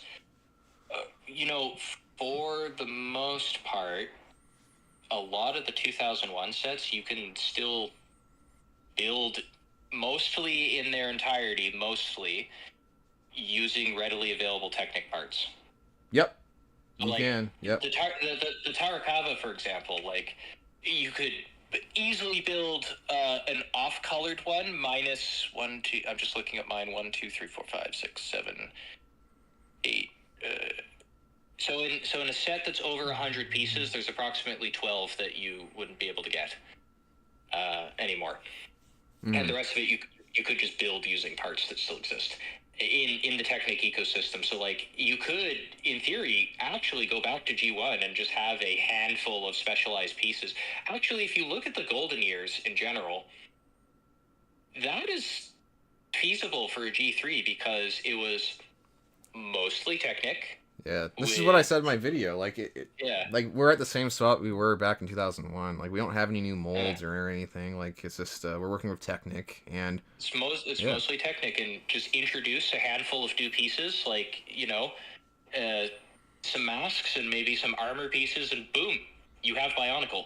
In fact, you can still make a full Bionicle, like, torso all the way down to feet and everything out of pick-a-brick parts if you just, use the parts strategically. It is entirely possible within the building system. It just won't be as specialized as it became. But you know what? That's fine. Yeah, I mean, like, It doesn't have to be. to get the ball rolling again, I definitely wouldn't mind that, like, at all. If anything, I'd No. quite like it, and I think a lot of people would because there's been a lot of draw to 2001. Like, I mean, obviously, like the original, like everyone wants to get the original sets at some point, even if they're like not your favorite. Like they have a charm to them, and it definitely reflects like the type of products that Lego was aiming to make at the time. And I'd really like to see what they'd be able to do today with their newer Technic parts that offer a lot more connections, a lot more reliable connections. Because I know if like the Balrog, their gear function would actually it would wouldn't it like technically like damage the set like if you use it like. Yeah, something like that. Yeah, like I don't own them yet, but I'll confirm that when I get them. But yeah, like just stuff like that, like that we can fix now, like maybe they couldn't do back then. We got some more people talking. My biggest fear for Return of Bionicles that's just going to be another minifigure based theme, basically Ninjago but with robots, and would probably die faster than its first reboot. Yeah, I don't want that. I don't want. I don't want a minifig based Bionicle. It eliminates the entire point of Bionicle. Just don't do that. Yeah, the thing that I think also works good with Bionicle as well versus System is System has been around since like what, the 70s? Yeah. Something like that, right? Yeah, the 70s, I think. Yeah. I almost find it intimidating to approach System to build anything because there's such a breadth of parts, you know? Where Technic has been around since what, like the late 80s, and Technic is a lot more of a homogeneous building system than System is, and you know, it's not to say that it's still not compatible with the greater Bionicle ecosystem or the greater Lego ecosystem. It is, and you know, you can integrate Technic with Lego. It's all the time, but since Technic itself is a lot more homogeneous and there's a lot less of it, and there's also a lot less of Bionicle and there's a lot less of CCBS, I feel like you still get the advantage of having a really diverse building system that isn't as imposing to get into and learn all the pieces. Like, I have a pretty good knowledge of what exists out there for Technic and Bionicle and what I'm working with, and I don't look around and go, oh my god, that's a piece, very often. Yeah. Yeah. I feel one thing people forget is, yes, bring back older molds or making new ones would be expensive, but Lego is like, yeah, I completely agree. No, people just blow that point out of proportion like crazy. Like I get it. Like, they don't do things the same way they did, like, back when G1 or even Hero Factory was around.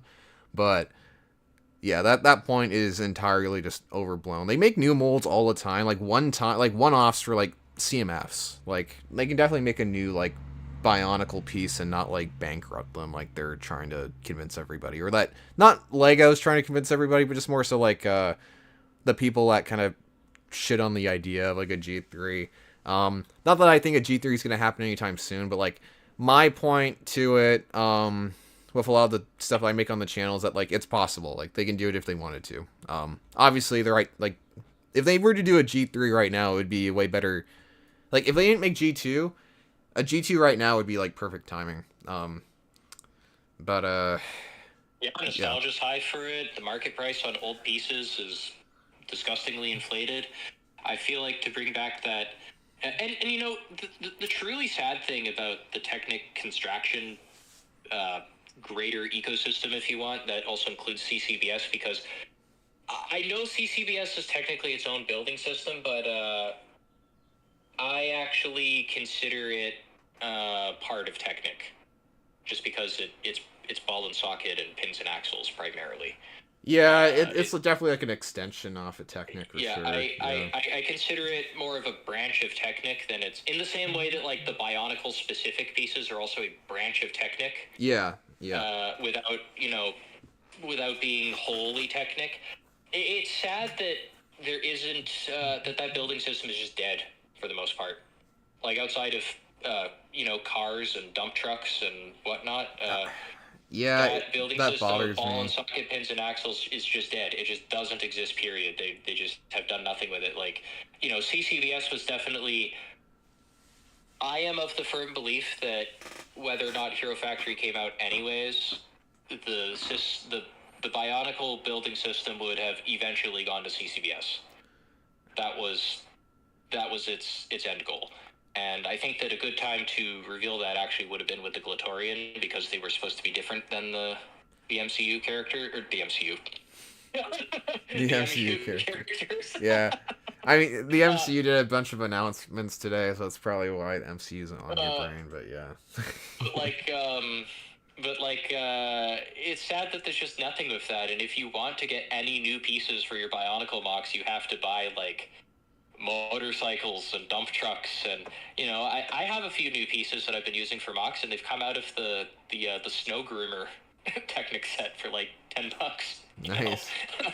But that's not, like, a good substitute for, you know, a proper Bionicle set, and it doesn't... It's not the same, is what I'm saying. Yeah, no, I completely agree. How much longer do you want to stay on for? I think whatever you feel is a good time to end it. I mean, we covered a good amount of topics. Yeah. Yeah, we're at the 2-hour mark, basically. Yeah. There wasn't a ton of what's it called, Exo-Toa building, but I mean, if ever, if you wanna do a building stream, I also have a webcam. I mean, we could do like 2 simultaneous screens building mocs. Yeah, I would do that. It's just like, I don't know what's going on with my computer for the last little while. Again, this is like another reason why I haven't done the podcast lately. Like, the Wi-Fi is perfectly fine for playing games or watching videos. Like, no lag whatsoever. As soon as I go on a Discord call, it starts going like all crappy, and I don't know what the deal is with that. So, I just fear that we would have like the errors and issues that we would have had, or that we did have at the beginning of the stream. But yeah, I mean, like, definitely once that gets figured out, like I would definitely be open to doing that. Yeah, I wish I saw earlier. I wish, like, the seller told me that they were gonna ship it basically like already assembled, because otherwise I wouldn't have made this a build stream. I would have just like had our audio waves like on the screen mainly. But yeah, it was sort of a build stream. I had to put the limbs together. You know, that's a real task, and but because it was already pre-built, I could just put the little Tahunga right on it and have him carry Omega and also fight Karzani at the same time. Is that not cool? Metal. Yeah. Metal. Metal. Yeah, metal as fuck. Metal as fuck. All right. Yeah. Any final chats or anything, or is there a final topic that you want to cover before I officially end it all? That was a weird way to say it, but yeah. I feel like today we actually covered a decent amount of topics. I mean, we spoke about some offshoots that are compatible with Bionicle. We spoke about, you know, G3. We spoke about G2. We spoke about the current state of Bionicle. We had some fun and possibly cursed conspiracy theories. Yeah. I think that the thing that I'll end off about, something else that I like about the Bionicle building system, just like my closing essay argument, if you will.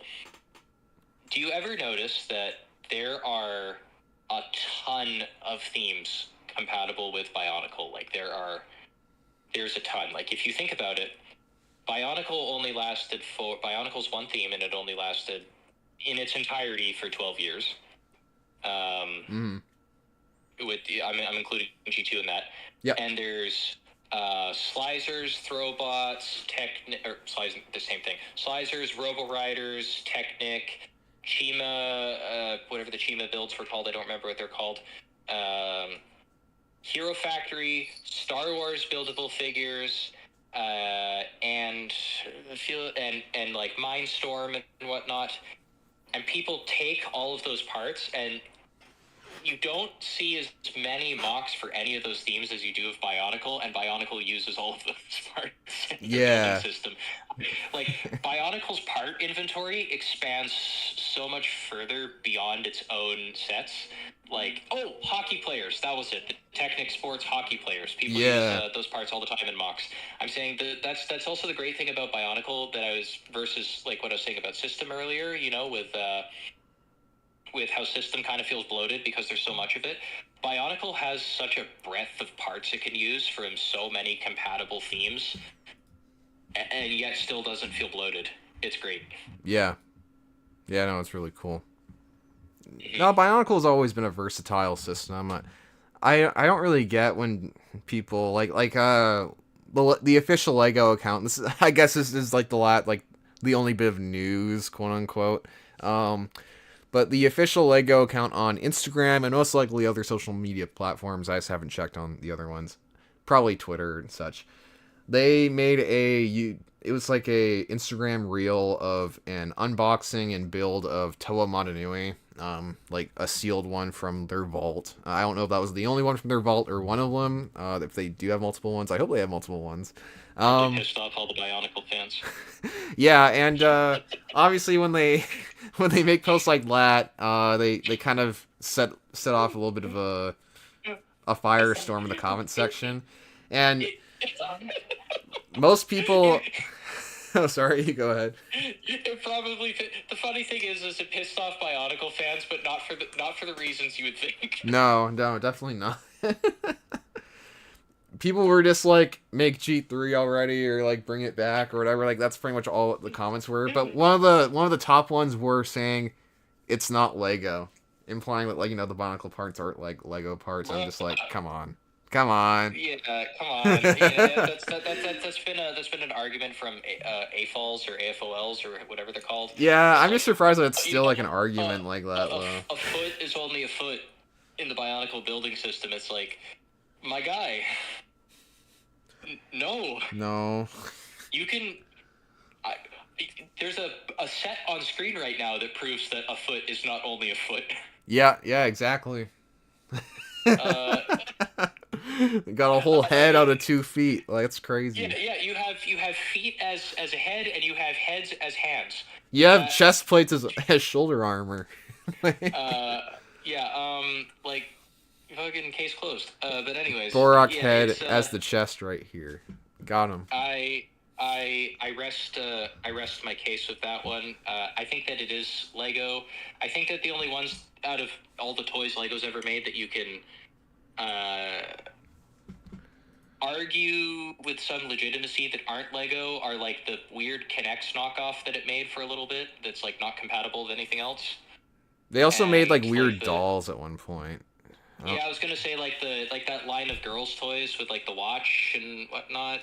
Yeah, I have a buddy that actually bought a bunch of those because they were cheap on Bricklink. It just has a bunch of like little baby like figurines now. It's just like, why'd you buy those? You can't do anything with them. Even Galador, I still consider Lego because yeah, I would. As kind of weird and fucked up as Galador is, and as much scorn as it rightfully gets, it's still compatible in the ecosystem. Yeah. You can still attach a Barag ratchet limb piece to any of their limbs and have it immediately compatible. One cool thing. I know I'm taking up time. We're closing out the stream here. Yeah, no worries. Actually, one of the few mocs that I did see that was a mech suit used the Galador spaceship as the cockpit for a Bionicle and then built limbs around it. Oh, nice. That's cool. That thing was awesome. I'm not gonna lie. Whoever did that, hats off. Yeah. No, that's really cool. I'll read a few of these chats before we close things off. Collector commented a few times. Okay, read that one. Yeah, read that one. At the very least, Lego should do a remake wave of the original 6 Toa to see how they would do in the market. Yeah, I mean, like, that would be interesting. I think that would be cool. It would definitely test the waters a bit. I would just wonder, like, if that was a one-off thing, though, I don't think they would go all out with making new molds for them. They would probably end up being, like, the gift of purchase Tahu style, like, if they were to do that, like, one time just to test the waters. Like, if anything, gift of purchase Tahu should have been, like, the, indicator for like interest in the brand for them. So if they I don't know what their headspace is like over there when it comes to Bionicle. Like they're definitely playing around with it on their social media pages, like teasing it. Even in a lot of the sets, like it's referenced more than ever, which I think at least as to something. I think they're doing that to be like trying to make the fans happy, but then they don't realize that they're pissing some of them off by doing that. But yeah, I mean, you can't win that battle unless you just bring back the theme, unfortunately. I still want to... Oh, I still want to know when LEGO is going to do an official Omega in one of their Sonic sets instead of something random like the Knuckles mech. I think they will move on to the like Sonic Heroes with their sets at some point, because they just did the Adventure 2 ones like over the course of like the newest film coming out. And before that, they were kind of doing some of the Dreamcasty, like Genesis era style like sets. Like they did SA1 a little bit with Tails' Workshop and the Tornado. They just did some SA2 ones. You'll probably see Omega in the next few waves or something like that, I would imagine. I got this one off AliExpress. This isn't my build. I'm going to do a review for him on the channel at some point. I would love to see what the original plan for the Hero Factory story was going to be after Breakout with Black Phantom's return, before they had to change it into Brain Attack. Yeah, I never really kept track of the Hero Factory story that much. That was kind of the only part I was kind of in the loop on, a little bit. But yeah, with their approach with Hero Factory, they definitely stopped caring about the story like a year or two in. Never forget the Bionicle bouquet video they made up for Random 06. Yeah, they did that, huh? Yeah, that was weird. Sorry if I commented too much. Dude, do not say sorry for commenting too much. I mean, anything, it's good that you're commenting this much. You're the only person here, so you're good. No worries. And with that, I'm going to end the stream. This is the first planned stream. We had some errors along the way, and I kind of came home a little bit later than I thought I would, but yeah, it was fun. I'm probably going to trim the first couple minutes of the stream because it's just me fucking around, so. Y'all, I wonder how Zav's going to sound like on... Like, people could hear you talking, obviously, but I just wonder how it sounds, because like, it's literally just my phone on speaker next to my mic, so. Oh, rip. Yeah, I made sure to also, because last time I was on the pod, I was way louder, so I made sure to, like, put the microphone a little farther back from me this time, so it didn't, come in as loud. No, you sound good on the phone, yeah. And I'm looking at the waveform on the stream, like, it lines up pretty well with mine, so. Yeah. Right on. All right. And yeah, y'all have a good night. Stay tuned for the channel. If you want to see an upcoming live stream, I don't know when the next one I'm gonna do is gonna be. But Callan does a lot of streams. Check out Callan's channel or another channel like that. All right, y'all have a good one. Bye.